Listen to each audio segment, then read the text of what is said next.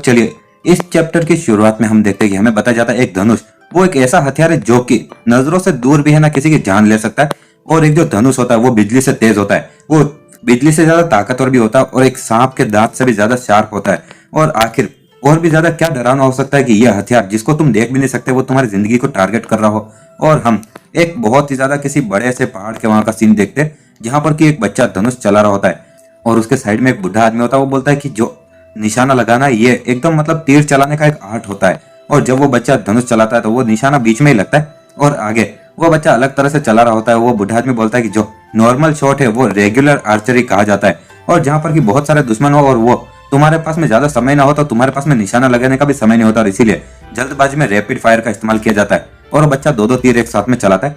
आगे वो बुढ़ा आदमी बोलता है अगला है कि लेवल अप और तुम्हें मल्टी शॉट करना होगा, इसमें तुम एक साथ में बहुत सारे तीर चलाते हो और कोई अपने आप को असली आर्चर तब तक नहीं बुला सकता जब तक कि वो ज्यादा तीर एक बार में नहीं चला सकते। और उसके दादाजी आगे धनुष में 3 तीर चलाते बोलते कि तुम एक साथ में 3 से ज्यादा तीर चला सकते हो। और जब वो तीर चलाते तो तीनों ही तीर पीछे जाकर पेड़ों को लगते हैं। और वो बोलते हैं कि तुम एक या फिर एक से भी ज्यादा दुश्मनों पर एक साथ में निशाना भी लगा सकते हो। और फाइनली अंत में है चीख से गाइड किया हुआ एक तीर। और इसी के साथ में हम देखते हैं कि जो वो बुढ़ा आदमी होता है एक खरगोश जब भाग रहा होता है और एक पेड़ के पीछे छुप जाता है तो जब वो बुढ़ा आदमी एक तीर चलाता है तो तीर उस पेड़ के पीछे होकर मुड़ जाता है और उस खरगोश को जाकर लगता है। और आगे वो बुढ़ा आदमी बोलता है कि जो तलवारें होती है वो उड़ते हुए उनके टारगेट की तरफ जाती है तो आखिर तीर सेम चीज क्यों नहीं कर सकते हैं टारगेट की तरफ जाने का। और इसी के साथ में वो कूदता है और एक गुलाटी मारते हुए अलग अलग जगह पर तीर चलाता है। और हम देखते हैं कि आसमान में 3 पंछी उड़ रहे होते हैं और तीनों ही मर जाते हैं तीर से। आगे वो बुढ़ा आदमी बोलता है कि इसको the head Hunter of combination कहा जाता है। और इसी के साथ में हम देखते हैं कि थोड़ी देर बाद में वो बुढ़ा आदमी दोपहर को कहीं सो रहा होता है और खराटे ले रहा होता है, तभी उसको आवाज आती दादाजी दादाजी।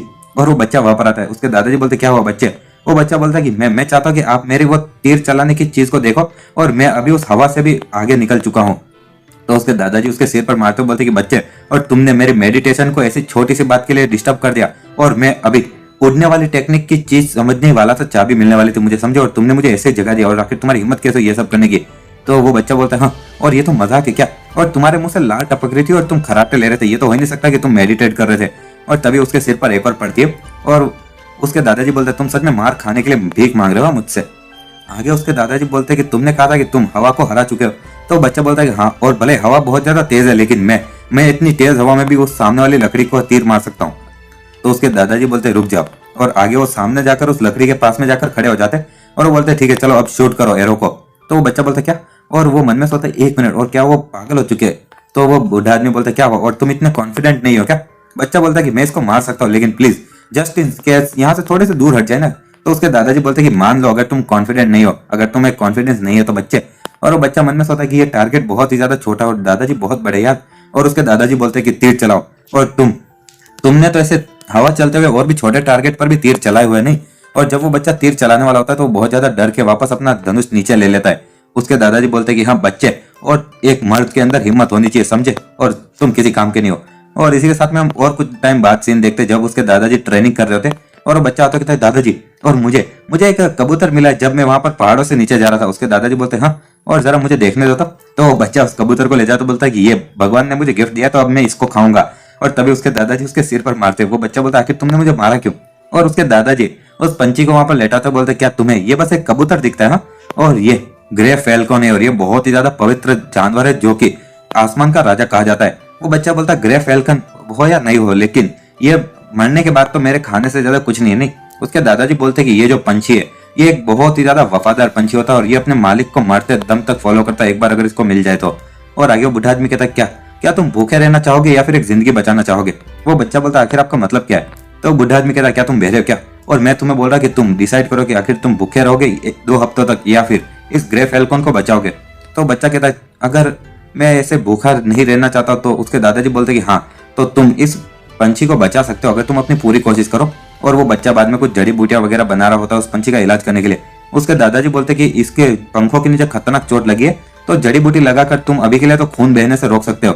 और जब वो बच्चा उसका इलाज कर रहा होता है और बाद में किसी जगह पर गर्म करके कुछ दवाई बना रहे होते हैं उसके दादाजी बोलते कि जो हर्बल मेडिसिन होते हैं वो बहुत ही मेहनत का ही काम होता है और चलो और अभी इस आग को थोड़ा कम रखना। आगे हम देखते हैं कि बाद में वो फैल्कन ठीक होकर उड़ने लगता है। बच्चा बोलता है दादाजी और ये पंछी उड़ रहा है। और वो दोनों ही वो देख रहे होते हैं और वो पंछी उस बच्चे के हाथ पर आता है। वो बच्चा कहता है कि वाह तुम बहुत ज्यादा कूल हो और एक सेकंड रुको, और मुझे तुम्हें एक नाम देना चाहिए नहीं। और जब मैंने इसको पहली बार देखा था तो तुम्हारे इस लोहे जैसे चेहरे से खून निकल रहा था। तो चलो, और अब से तुम्हारा सरनेम रहेगा आयरन और तुम्हारा नाम रहेगा ब्लड, आयरन ब्लड। और कैसा लगा? और अच्छा नाम है राइट। और वो पंछी भी अलग ही चेहरा बनाता है। आगे हम देखते हैं कि कोई बोलता है कि तुम्हारी जो तीर अंदाजी वो काफी ज्यादा अच्छी हो चुकी, तो चलो और आज से हम एक अलग टेक्निक की प्रैक्टिस करेंगे। और आगे वो बच्चा बोलता है कि ओह, तो कोई अलग टेक्निक कौन सी? उसके दादाजी बोलते हैं कि वुल्फ स्टेप्स। और ये एक मूवमेंट टेक्निक है जो कि हमारे परिवार में आगे कई जनरेशन से चलती आ रही है। और जैसा कि नाम से पता चला होगा, ये एक मूवमेंट टेक्निक है जो कि वुल्फ से इंस्पायर होकर बनी है। वो बच्चा कहता क्या? और सच में इतनी ज्यादा अलग अलग टाइप की मूवमेंट टेक्निक होती है क्या? उसके दादाजी बोलते हैं कि हाँ, और एक डिफेंसिव क्लाउड स्टेप भी है जो कि मुडेंग फैक्शन इस्तेमाल करता है, और एक ऑफेंसिव फ्रोस्ट बाय स्टेप भी है जो कि एमी फैक्शन इस्तेमाल करता है। और ध्यान से, और इसी के साथ में उसके दादाजी अपनी जगह से कूदते और उसके एकदम पास में आ जाते हैं। और वो बोलते क्या तुमने देखा? और मैं ये और कुछ बार करूंगा तो ध्यान से देखना। और उसके दादाजी इधर उधर कूदने लगते हैं। वो बच्चा वो देखते हो मन में सोचता क्या, और वो चाहते कि मैं इसको मास्टर करूं। और आखिर किस तरह की टेक्निक है? दिखने से तो वो बस इधर उधर कूदते हुए एक मेंढक जैसे ही दिख रहे। और उसके दादाजी बोलते हैं वेल, ये इनक्रेडिबल है राइट। तो वो बच्चा बोलता है कि हाँ हाँ। और वो मन में सोचता है अगर मैं कुछ और कहूंगा तो वो गुस्सा हो जाएंगे और मुझे भूखा रहेंगे कि नहीं। और तभी उसके दादाजी उसको देखते और कहते लगता है कि तुम अभी तक ठीक से समझ नहीं पा रहे कि ये टेक्निक कितनी अच्छी है। चलो मैं तुम्हें दिखाता हूँ। और एकदम से वो बोलते कि अब ध्यान से देखना। और वो बच्चा कहता हाँ बिल्कुल ठीक है, देख रहा हूँ। और तभी उसके दादाजी अपनी जगह से कूदते और उस बच्चे को कुछ महसूस होता है और उसको ऐसा लग रहा होता है कि एक भेड़िया ही उसकी तरफ आ गया हो और वो अपनी पैंट में सूसू कर देता है। उसके दादाजी बोलते कि हाँ, और इतना ज्यादा घमंडी एक्ट मत करो, अगर तुम इतने ही कायर हो तो, और चलो और होश में आओ तुम बच्चे। और आगे वो बच्चा वापस होश में आता है। उसके दादाजी बोलते कि हाँ, इस उम्र में भी अपनी पैंट को गीला कर दिया, और आखिर तुम अगर इतनी ही डरपोक रहोगे तो क्या ही हासिल करोगे। और वो बच्चा कहता आखिर वो क्या था?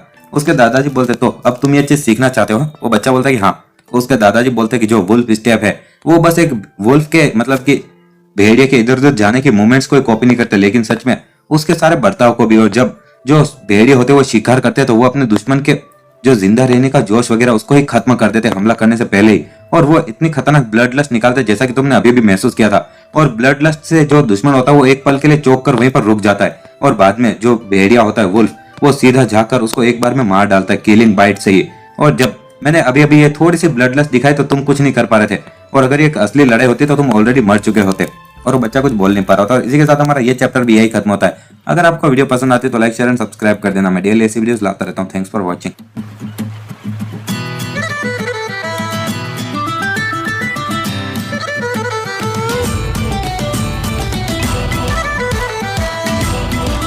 तो दोस्तों, और क्रूल मुरिम के इस चैप्टर की शुरुआत में हम देखते हैं कि हमारे मेन कैरेक्टर के दादाजी बोलते हैं कि आखिर तुम्हें क्या लगता है कि जब हम दोनों एक दूसरे के सामने खड़े थे तो मैं तुमसे कितनी दूर था? तो बच्चा बोलता है कुछ 30 फीट के आसपास। और वो सोचता है 1 मिनट रुको, और मैं पहले इसका मजाक उड़ा था क्योंकि ये एक मेंढक जैसे दिख रहे थे, लेकिन फिर भी इतना लंबा डिस्टेंस एक बार में। और उसके दादाजी बोलते हैं कि जो वुल्फ स्टेप है वो डिफेंस के लिए इस्तेमाल करना चाहिए, ना कि हमला करने के लिए। तो वो बच्चा बोलता है क्या? तो उसके दादाजी बोलते हैं कि तुम्हें इस मूवमेंट टेक्निक की हमला करने के लिए इस्तेमाल करने की जरूरत नहीं है। वो बच्चा कहता है तो बस भागने के लिए। तो उसके दादाजी कहते हैं तुम बेवकूफ, और आखिर तुम कौन सा हथियार इस्तेमाल करते हो? तो बच्चा बोलता है एक धनुष। तो उसके दादाजी बोलते हैं तो आखिर तुम एक धनुष लेकर दुश्मन के पास में जाकर क्या ही करोगे? और क्या तुम अपने धनुष से उनको मारोगे या फिर अपना तीर लेकर उनके पेट में घुसाओगे? और वो बच्चा कुछ बोल नहीं पाता है। आगे उसके दादाजी बोलते हैं कि धनुष एक लंबी रेंज वाला हथियार है, और जैसा तुमने पहले देखा था, और वुल्फ स्टेप वो तुम्हारी दूरी और तुम्हारे टारगेट के बीच की दूरी को बहुत बड़ा भी कर सकता है और छोटा भी। और ये सेम चीज तुम कर सकते हो, और अगर तुम अपने दुश्मन के ब्लड लस्ट दिखाते हो उसका पीछा करोगे तो वो डर जाएंगे राइट। वो सामने वाला बच्चा बोलता है कि हाँ। तो उसके दादाजी बोलते हैं कि वुल्फ स्टेप वो एक बहुत ही ज्यादा इफेक्टिव टेक्निक है जो कि हमला करने और सेफ डिस्टेंस बनाए रखने के लिए एकदम सुरक्षित है। और क्या तुम चाहते हो मैं तुम्हें वापस दिखाऊं? वो बच्चा बोलता है हाँ ठीक है। और आगे उसके दादाजी बोलते हैं कि जो मुडांग फैक्शन और कुनलुन फैक्शन है वो लोग लगातार बेस्ट दौड़ने वाली टेक्निक के कंपटीशन में लगे। और आखिर बोलना मुश्किल है कि मुडांग का क्लाउड क्लाइंबिंग टेक्निक या फिर कुनलुन की ड्रैगन ग्लाइड ज्यादा बेहतर है। तो वो बच्चा बोलता है आखिर हमारे वुल्फ स्टेप से कंपेयर करो तो क्या होगा? तो उसके दादाजी उसको मारते बोलते कि तुम बेवकूफ बच्चे, और तुम्हारी हिम्मत कैसे हुई हमारी इकलौती वुल्फ स्टेप को उन घटिया टेक्निक से कंपेयर करने की, तुम बच्चे। तो वो बच्चा मन में सोचा आखिर मुझे कैसे पता होगा यार, उसने तो अभी बस सिखाना शुरू ही तो किया। उसके दादाजी बोलते चलो और देख कर ही तुम्हें किसी चीज पर यकीन होना चाहिए, और मैं तुम्हें अब मेरे स्टेप दिखाऊंगा तो एकदम अपने दिमाग में इसको बैठा लेना। और इसी के साथ में उसके दादाजी इधर उधर कूदने लगते, चलने फिरने लगते, और वो टेक्निक दिखाए जा रहे होते। वो बच्चा मन में सोचा हर एक बार जब वो कदम लेता है तो उसके फुट स्टेप्स यहाँ पर जमीन पर रह रहे, और कुछ 180 स्टेप, और सभी अलग अलग दिशा में। और उसके दादाजी बोलते हैं कि ये सारे जो फुट स्टेप है ये इस तरह से अरेंज किए गए कि ये एक डायरेक्शन और सीक्वेंस में होंगे जो कि तुम वुल्फ स्टेप के द्वारा इस्तेमाल कर सकते हो। और वो बच्चा आगे जाते बोलता सबसे पहले आगे, फिर पीछे और फिर लेफ्ट, और आगे बोलता इसके बाद में अगला क्या था। और तभी उसके दादाजी बोलते तुम बेकार बच्चे, और मैंने तुम्हें बस अपने फुट स्टेप को फॉलो करने के लिए कहा, तो तुम इतना स्ट्रगल क्यों कर रहे हो। तो वो बच्चा मन में सोचा कि हाँ, और राइट की तरफ 3 बार, एक बार लेफ्ट, 3 इधर, और अचानक से वो नीचे गिरने लगता है। और उसके दादाजी बोलते हे भगवान, और क्या तुम्हें चलना भी आता है क्या, और आखिर तुम ऐसे नीचे कैसे गिर गए। और वो बच्चा शाम तक ट्रेनिंग कर रहा होता है। उसके दादाजी बोलते मैं आराम करने जा रहा हूँ, और तुम्हें कोई खाना नहीं मिलने वाला जब तक कि तुम इसको पूरा नहीं कर सकते, समझे, तो प्रैक्टिस करो। और वो बच्चा रात को भी प्रैक्टिस किए जा रहा होता है। उसके दादाजी मन में सोचते कि ये पागल बच्चा ये सो भी नहीं रहा। और हम देखते कि वो बच्चा प्रैक्टिस किए जा रहा होता है, और कुछ टाइम बाद में उसके दादाजी एक जगह सो रहे होते हैं, और वो बच्चा बोलता मैंने कर दिया। और उसके दादाजी बोलते तुम्हें एक पूरा हफ्ता लग गया एक बार करने में ये, और मुझे सच में मेरी खुद की जिंदगी पर दया आती है, तुम्हारे जैसा एक बेवकूफ को सिखा रहा हूँ मैं। और आगे वो बोलते क्या होता थक गया और इतने से ही। और वो उसके दादाजी मन में सोचते इनक्रेडिबल। और यहाँ तक कि उसके पिताजी जिसको एक जीनियस कहा जाता था उसको भी 1 महीना लगा था, और मुझे 1.5 महीना लगा, लेकिन उसने ये बस 1 हफ्ते में कर दिखाया। आगे उसके दादाजी बोलते तुम्हारी जो अंदर की ची है उसको तुम्हारी बॉडी में एकदम अच्छे से फ्लो होना चाहिए, लेकिन जरा तुम्हें देखो तुम इतनी आसानी से थके जा रहे हो। तो वो बच्चा बोलता सॉरी। आगे उसके दादाजी बोलते कि भले तुम सबसे बेस्ट मेंटल कल्टीवेशन के तरीके को भी मास्टर कर लो, लेकिन ये तुम्हारे हार्ट सूत्र होता है जो कि एकदम अच्छे से तुम्हें याद रखना चाहिए। वो बच्चा बोलता है हार्ट सूत्र विजुअलाइजेशन वो क्या है। तो उसके दादाजी सोचते उप्स, और वो बोलता कि असल में सच बात यह है कि ये वो टेक्निक है जो कि मैं तुम्हें बचपन से सिखा रहा हूँ, और एक खाली धर्म को अटेंड करने के लिए तुम्हें अपने हार्ट सूत्र को विजुअलाइज करना पड़ता है पहले। वो बच्चा कहता ओह, और लगता है कि मेरे लिए थोड़ा मुश्किल होगा क्योंकि मेरे अंदर की चीप बहुत ज्यादा कमजोर है। तो उसके दादाजी हंसते हुए बोलते कि ऐसा इसलिए क्योंकि मैंने तुम्हारे अंदर की चीप पर लिमिट लगाई हुई है। और वो अपना मुंह बंद करते हुए कहते कि अरे नहीं नहीं। और आगे वो बच्चा कहता क्या कहा आपने मेरे अंदर की चीप पर लिमिट लगाई। तो उसके दादाजी बोलते नहीं, मेरा मतलब कि जब तुम 10वें लेवल के हार्ट सूत्र को अटेंड कर लोगे तो तुम बहुत ज्यादा ची को प्रोड्यूस कर पाओगे, लेकिन उसके पहले नहीं। और जो तुम्हारी असली ताकत है वो 10वें लेवल के बाद में तुम्हें दिखेगी, और तुम अभी बहुत ही ज्यादा कम स्किल वाले हो, तो ज्यादा चिंता मत करो। वो बच्चा कहता ऐसी बात है। और उसके दादाजी मन में सोते अरे यार बहुत ज्यादा अभी पकड़ा जाता मैं। और आगे वो सोचते कि वो 8वें लेवल पर इतनी जल्दी पहुंच गया तो जो लिमिटेशन है वो जल्दी रिलीज हो जाएगी, और मुझे अभी तक आज रात तक उस पर नजर रखनी चाहिए। और वो बच्चा अभी भी प्रैक्टिस किए जा रहा होता है। आगे हम एक नदी का सीन देखते हैं जहां पर कि वो उस बच्चे के हाथों और सिर के ऊपर एक पत्थर वगैरह होते हैं, और ऊपर वो उसका बाज उड़े जा रहा होता है। उसके दादाजी बोलते हैं मैंने तुम्हें कहा ना एक जगह पर टिके रहो, और क्योंकि अगर तुम्हारा बैलेंस अगर बेकार रहा तो तुम्हें खाने को नहीं मिलेगा। वो बच्चा मन में सोचता अरे अरे बहुत ज्यादा थकाने वाला है, और मैंने आज ब्रेकफास्ट भी नहीं किया, तो ये मीट की स्मेल से ही मैं पागल हुए जा रहा हूँ। उसके दादाजी बोलते कि अभी 1 और घंटे तक ऐसे टिके रहो, और तुम इतने से समय में भूख से मर नहीं जाओगे, समझो, और सहो खुद को। और आगे वो बोलते कि इस ट्रेनिंग का जो मकसद है वो ये है कि तुम अभी तक जितनी भी चीजें सीखे हो वो सब कुछ सॉलिडिफाई हो जाए, और तुम्हारी ची का फ्लो भी अच्छा हो जाए, और तुम्हें इस मूवमेंट टेक्निक का इस्तेमाल करना होगा, और साथ में बाहर जो वो बड़ा सा पत्थर दिख रहा है उसके ऊपर तक पहुंचना होगा, भले कितने लंबा समय लग जाए। और तुम्हारी ट्रेनिंग तभी खत्म होगी जब तुम उस पत्थर तक पहुंच पाओगे। वो बच्चा मन में सोचता है मुझे पता था कुछ तो गड़बड़ है, और ये कोई ट्रेनिंग नहीं, ये तो एक टॉर्चर है यार। और उसके दादाजी बोलते ओह मैं बताना भूल गया, लेकिन तुम्हें 1 घंटे के अंदर है ना 3 फीट से ज्यादा आगे नहीं जाना, और ना ही तुम अपनी ट्रेनिंग को रोक सकते हो, समझ गए। तो बच्चा कहता कितना मजाक है क्या, और आखिर मैं 1 घंटे तक चलते रहने के बाद में भी 3 फीट के अंदर कैसे रह सकता हूँ। तो उसके दादाजी बोलते कि बहुत ही ज्यादा धीमे चलकर, और क्या तुम चाहते हो कि मैं तुम्हें बताऊं। और इसी के साथ में उसके दादाजी भी एक जगह पर खड़े हो जाते हो पत्थर वगैरह लेकर, और वो बहुत धीरे धीरे एक कदम रखते, और वो बच्चा वो देखते सोता नामुमकिन, और उसने 1 कदम रखने में इतना लंबा समय लगाया। और आगे उसके दादाजी बोलते ओए, और जो तुम्हारे ऊपर के पत्थर है वो हिल रहे, और अगर पत्थर गिरे तो तुम्हें शुरू से शुरू करना होगा। तो वो बच्चा थोड़ा डगमगाने लगता है और नीचे गिर जाता है, और वो बाहर निकलता और कहता है कि यहाँ का जो पानी का प्रेशर बहुत ज्यादा ताकतवर है। उसके दादाजी बोलते हैं कि वेल ये गई तुम्हारी सारी प्रोग्रेस, और तुम अगर सक्सेसफुल रहते तो तुम एक बहुत ही ज्यादा अच्छा खाना खा सकते थे। और वो बच्चे को अभी भी सुगंध आई जा रही होती है, और वापस प्रैक्टिस पे लग जाता है। और हम देखते कि शाम रात और दिन वापस सुबह हो जाती है, और वो ऐसे ट्रेनिंग किए जा रहा होता है, और वो चिल्लाता है कि दादाजी मैंने कर लिया। और इसी के साथ में हम देखते हैं कि सर्दियां आ जाती है, और उसके दादाजी बोलते हैं कि तुम यहाँ पर अपने वुल्फ स्टेप को इस्तेमाल करने का ट्राई करो। और वो बच्चा उधर पेड़ों के बीच में इधर उधर कूद के जा रहा होता है, और बहुत ही स्पीड में इधर उधर जाता है, वो ठीक से दिख भी नहीं रहा होता है। उसके दादाजी मन में सोचे कि अगर ये उसके अंदर की ची को लिमिट किए हुए इतना ताकतवर है, तो जिस दिन उसकी लिमिटेशन को रिलीज किया जाएगा तब। और आगे वो बोलता चलो बहुत अच्छे, और बहुत अच्छा काम किया बच्चे। वो बच्चा उसके सामने आकर खड़ा हो जाता है और वो कहता कि चलो। और दादाजी ने पहली बार तारीफ की, और क्या मेरी मूवमेंट टेक्निक इतनी महान थी, और हे भगवान। और आगे बोलता दादाजी और आखिर मैं इतना सुपर तेज कैसे मूव कर सकता हूँ जैसा कि आपने उस दिन किया था। तो उसके दादाजी बोलते तुम ये नेचुरली कर पाओगे जब तुम अपनी प्रैक्टिकल ट्रेनिंग करोगे। वो बच्चा बोलता और ट्रेनिंग। उसके दादाजी बोलते मैं तुम्हें जबरदस्ती नहीं कर रहा हूँ ये सीखने के लिए। तो बच्चा बोलता अरे नहीं, मुझे सच में ट्रेनिंग पसंद है। और आगे हम देखते कि वो दोनों कहीं पर जाते और उसके दादाजी बोलते कि मैं यहाँ पर रहने वाला हूँ जबकि तुम यहाँ पर सामने इस गुफा के अंदर रहोगे। और जब वो दरवाजा खोलते हैं तो बच्चा बोलता वाह, और मुझे पता नहीं था कि यहाँ पर इतनी बड़ी गुफा है। और उसके दादाजी बोलते हैं कि मैं सारे लॉन्ड्री कुकिंग और सारा काम करूंगा, तो तुम्हें बस यहाँ पर रहना है। और वो बच्चा कहता सच में। और तभी वो कुछ नोटिस करता और साइड में एक भेड़िए को बांध के रखा गया होता है और वो बच्चा डर जाता है और कहता है यहाँ पर एक भेड़िया है। और उसके दादाजी बोलते हैं कि ये तुम्हारी ट्रेनिंग में मदद करेगा आज से, तो अब उसके साथ में अच्छे से रहना। वो बच्चा कहता लेकिन मैं अकेला भी ट्रेनिंग कर सकता हूँ। और वो बोलता दादाजी, और उसके दादाजी दरवाजा बंद करते हुए कहते तुम यहाँ पर रुकोगे और मैं तुम्हें डेली खाना और पानी दूंगा। वो बच्चा कहता लेकिन आखिर उस भेड़िया का क्या? उसके दादाजी बोलते कि ये जो भेड़िया वो डरावना और तेज होगा, लेकिन तुम्हारे पास में भी तो वुल्फ स्टेप है राइट, और तुम जल्दी ये रियलाइज करोगे कि असली सिचुएशन और प्रैक्टिस में कितना फर्क है। और वो अपने हाथ से एक चीख का हमला कर उस भेड़िया की चेन को तोड़ देते और बाद में वो दरवाजा बंद कर देते। और इसी के साथ हमारा ये चैप्टर भी यही खत्म होता है। अगर आपको वीडियो पसंद आती है तो लाइक शेयर एंड सब्सक्राइब कर देना। मैं डेली ऐसी वीडियोस लाता रहता हूँ। Thanks for watching.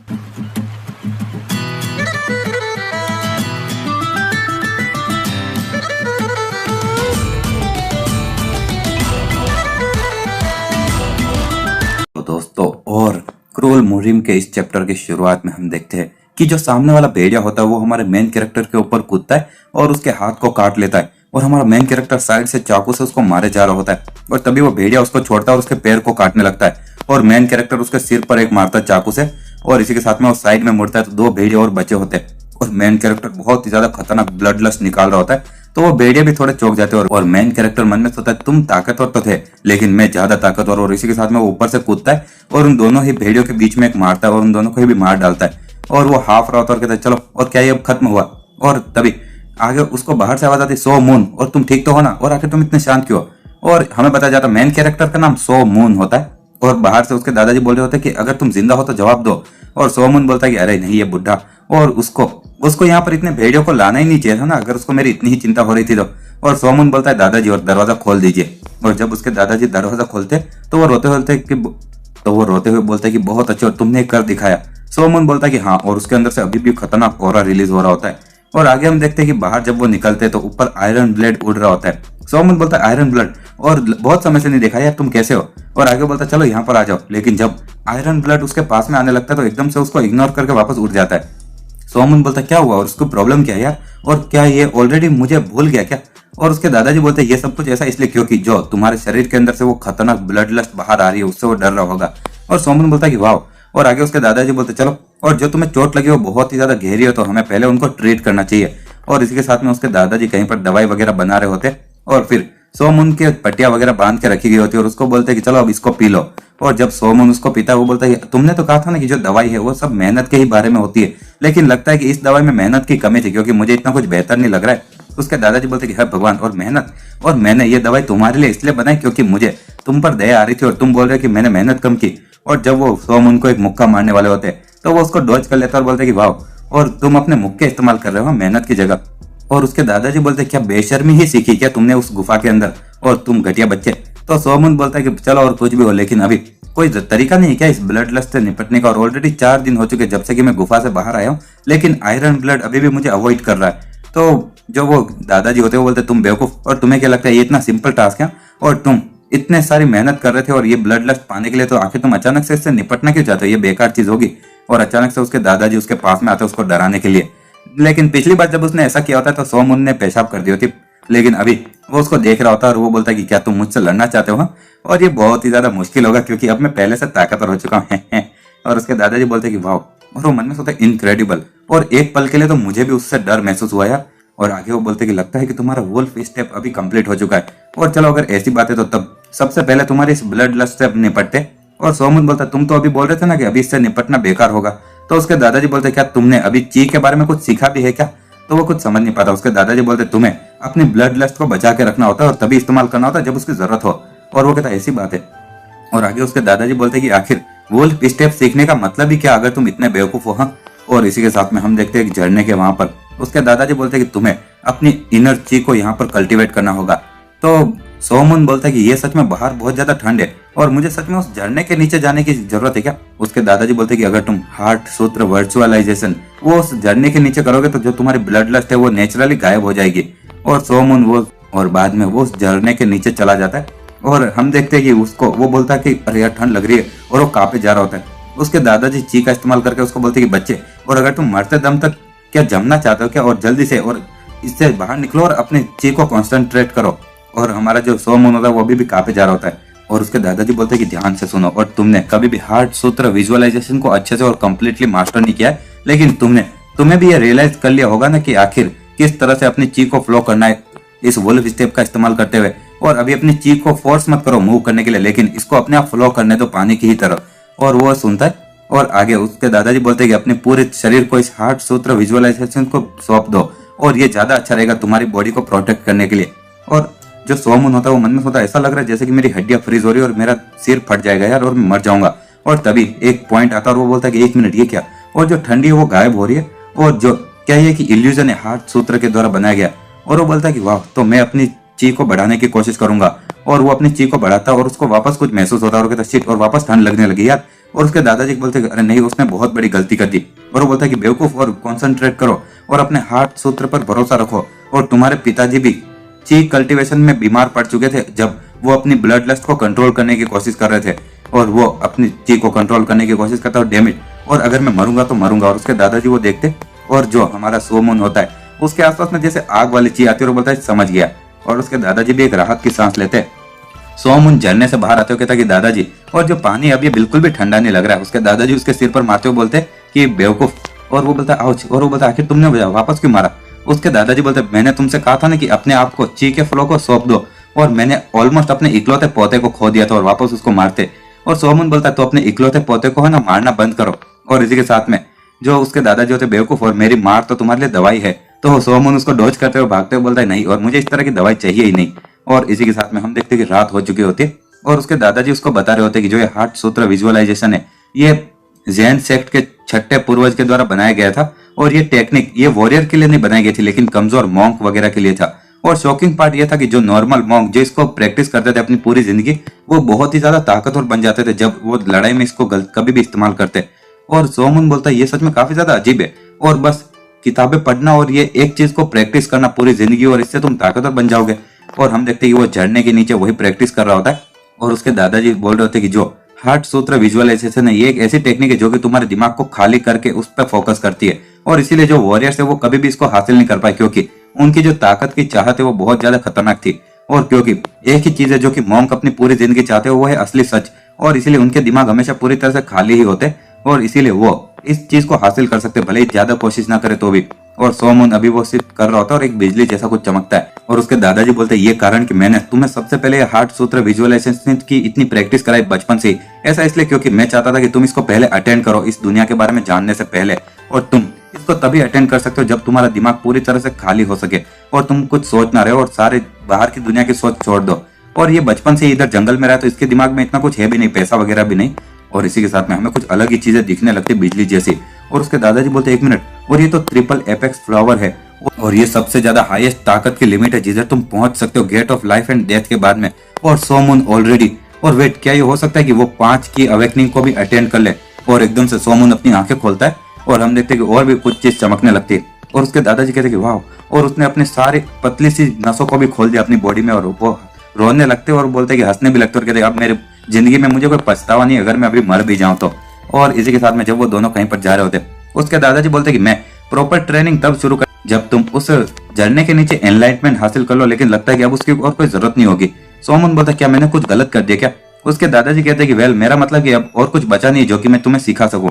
और इसी के साथ हमारा ये चैप्टर भी यही खत्म होता है। अगर आपको वीडियो पसंद आती है तो लाइक शेयर एंड सब्सक्राइब कर देना। मैं डेली ऐसे वीडियोस लाता रहता हूँ। Thanks for watching.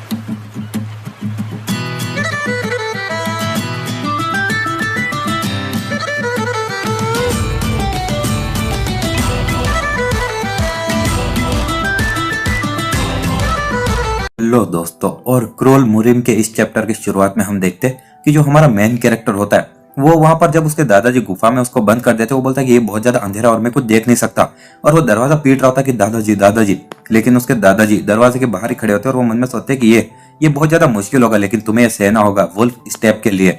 और तभी उसका वो पोता चिल्लाए जा रहा होता है दादाजी, और उसके दादाजी जाते हुए कहते ओह, और इस साल की सबसे पहली बार। और वो पोता अंदर मन में सोचता है कि ये बुढ़ा और ये सारी ट्रेनिंग कितनी ज्यादा बेकार है यार, और आखिर मैं यहाँ पर क्या ट्रेन करूंगा, और आखिर मुझे ऐसा क्यों लग रहा है कुछ गड़बड़ है। और वो ऐसा लग रहा है जैसे कि वो बुढ़ा मुझे पीछे से देख रहा हो, और जब वो पीछे मुड़ता है तो वो भेड़िया उसको घूर रहा होता है। और वो बच्चा कहता शिट, और आखिर ये मेरे इतना करीब कब आ गया। और वो कहता दादाजी और दरवाजा खोल। और आखिर किस तरह का बुढ़ा होगा जो कि अपने इकलौते पोते को भी भेड़िए को खिला देगा। और आगे वो बोलता है अरे नहीं, और अगर मेरे पास में धनुष होता तो ये कोई प्रॉब्लम भी नहीं होती। और वो सोचता है कि नहीं, और ये मेरी तरफ आ रहा है नहीं। और तभी हम देखते हैं कि वो भेड़िया एकदम से उसकी तरफ बढ़ता है और एक हमला करता है। तो हमारा जो ये मेन कैरेक्टर होता है वो साइड में हट जाता है, और तभी भेड़िया वापस उसकी तरफ बढ़ता है। मेन कैरेक्टर मन में सोचता है कि बस वुल्फ स्टेप ही मेरी मदद कर सकता है अभी। और वो भेड़िया बाद में वापस एक हमला करता है, और हमारा मेन कैरेक्टर डॉज कर रहा था लेकिन थोड़ा सा उसके कपड़ों पर लग जाता है। और वो कहता शिट, और इस तरह से तो मैं हार ही जाऊंगा यार, और मुझे कुछ तो पता करना होगा और कुछ सोचना होगा, और मुझे एक ओपनिंग ढूंढनी होगी। और वो भेड़िया वापस हमारे मेन कैरेक्टर की तरफ आता है, और मेन कैरेक्टर कहता है कि हाँ मिल गया। और जब भेड़िया उसको पकड़ता है तो मेन कैरेक्टर अपनी चीख का इस्तेमाल कर उसके पेट में एक मारता है, और भेड़िए के मुंह से झाग निकलता है और वो वापस भाग जाता है। मेन कैरेक्टर बोलता आखिर कैसा था तुम बच्चे, भेड़िए कही के, और आखिर तुम्हें मजा आया नहीं, और सच में अगर तुम मुझे खाने के लिए आओगे तो तुम्हें वापस यही मार पड़ेगी। और वो भेड़िया एक जगह पर खड़ा खड़ा उसको देख रहा होता है। हम देखते हैं कि जो हमारा वो बच्चा होता है मेन कैरेक्टर, वो अपनी चीख का इस्तेमाल करके सोच रहा होता है कि मैं तब तो लकी था, लेकिन अभी अगर मैं अपने कल्टीवेट नहीं करूंगा तो मेरा स्टेमिना पूरी तरह से खत्म हो जाएगा और मैं हार जाऊंगा। और तभी खिड़की खुलती है और उसके दादाजी बोलते हैं कि ये है तुम्हारा डिनर और इसको एंजॉय करो। और तभी एक किसी पत्ते के ढेर में कुछ खाना आता है, लेकिन वो भेड़िया तुरंत आकर उस खाने को खाने लग जाता है। और वो बच्चा बोलता है अरे नहीं, अकेला खाने में तुम्हें कुछ ज्यादा ही मजा आ रहा है क्या, और तुम भेड़िया कही के और चलो जाओ और खुद खाओ भले। और हाँ भले, मैं भूख से पागल थोड़ी होने वाला। और इसी के साथ में वो वापस कल्टीवेट करने लगता है, और आसमान से थोड़ा पानी की बूंद गिर रही होती है। और वो कहता है कि मैं पिछले 4 दिनों से बस ये पानी ही पी रहा हूँ जो ऊपर से गिर रहा है, और मुझे इस भेड़िए से तेज होना होगा अगर मैं जिंदा बचना चाहता हूँ। और वो कहता नहीं यार, और अगर मैं सो जाऊंगा तो भी वो मुझे खा ले जाएगा, और इसलिए मैं सो भी नहीं पा रहा हूँ। और अचानक से उसको नींद आने लगती, लेकिन वो भेड़िया एकदम से उसको देखता है, और जब वो एकदम से हमारे मेन कैरेक्टर पर हमला करता है तो मेन कैरेक्टर अपनी जगह से साइड में हो जाता है। और वो कहता है कि हाँ, और तुम्हें लगा था कि मैं अभी सो रहा था नहीं। और वो भेड़िया उसको गुस्से में देखने लगता है। तभी हम देखते हैं कि खिड़की खुलती है और वापस कुछ खाना आता है, और इस बार हमारा मेन कैरेक्टर वो खाना ले लेता है और कहता है कि हाँ, और इस बार समय आ चुका है कि तुम भूखे रहो, समझे। और उसके दादाजी मन में सोचते चलो बहुत अच्छे, और उसने इस बार ये कर दिया। आगे हम देखते हैं कि जो वो बच्चा होता है उसने इस भेड़िया को पूरी तरह से बांध के रखा होता है, और कहता है आज मुझे अच्छी नींद आई यार। और वो भेड़िया कुछ कर ही नहीं पा रहा होता है, और तभी दरवाजा खुलता है और उसके दादाजी वहां पर आते हैं और कहते हैं कि हाँ, और अपने दादाजी को हेलो बोलो तुम बच्चे। तो और आगे वो बच्चा बोलता है कि आखिर किस तरह का दादाजी होगा जो कि अपने इकलौते पोते को भी अब भेड़िया की गुफा में छोड़ देगा। हाँ, और सीरियसली उसके दादाजी बोलते बच्चे ये सब कुछ तुम्हारी ट्रेनिंग का हिस्सा है। वो बच्चा बोलता है कि अगर मैं उतना अच्छा नहीं होता जितना मैं हूँ तो मैं ऑलरेडी इस वुल्फ का खाना बन चुका होता। उसके दादाजी बोलते तुम बेवकूफ, और मुझे पता था कि तुम सक्सेसफुल होने के काबिल हो, और ये फैक्ट कि तुम अभी तक जिंदा हो और ये तुम्हारी ट्रेनिंग का ही नतीजा नहीं। और वो बच्चा कहता है भले कुछ भी हो, लेकिन ट्रेनिंग अब खत्म हो चुकी है और मैं अब जा सकता हूँ, राइट। तो उसके दादाजी बोलते कि खत्म, और ये तो बस अभी भी शुरू हुई है। वो बच्चा कहता क्या, और आगे वो बच्चा कहता लेकिन अब मैं इस जैसी चीज से कुछ डरता नहीं, और ये मेरे लेवल के करीब भी नहीं है वो भेड़िया। तो उसके दादाजी बोलते हाँ, और तुम अभी अपनी उम्र के हिसाब से थोड़े ही काबिल बने, और तुम ऑलरेडी इतने घमंडी बन चुके हो। और इसी के साथ में उसके दादाजी बोलते तुमने वुल्फ स्टेप को मास्टर कर लिया, लेकिन तुमने अभी बस ची को ही मास्टर किया, ना कि फिजिक को। और जो फिजिक है वो बैटल ची एक सामने वाले के दुश्मन के लड़ने की इच्छा को खत्म कर देती है, जैसा कि मैंने तुम्हें पहले दिखाया था। और तुम उस चीज को कल्टीवेट करोगे, वो भी भेड़ियों के साथ में जीते हुए, समझे। और तुम्हें अभी तक डर की असली वैल्यू का पता नहीं है, नहीं, और असली डर तुमने आज तक देखा ही नहीं है। और तुम्हें वो बैटल चीज तभी मिलेगी जब तुम उस सभी डर को सहोगे और उससे आगे निकल पाओगे।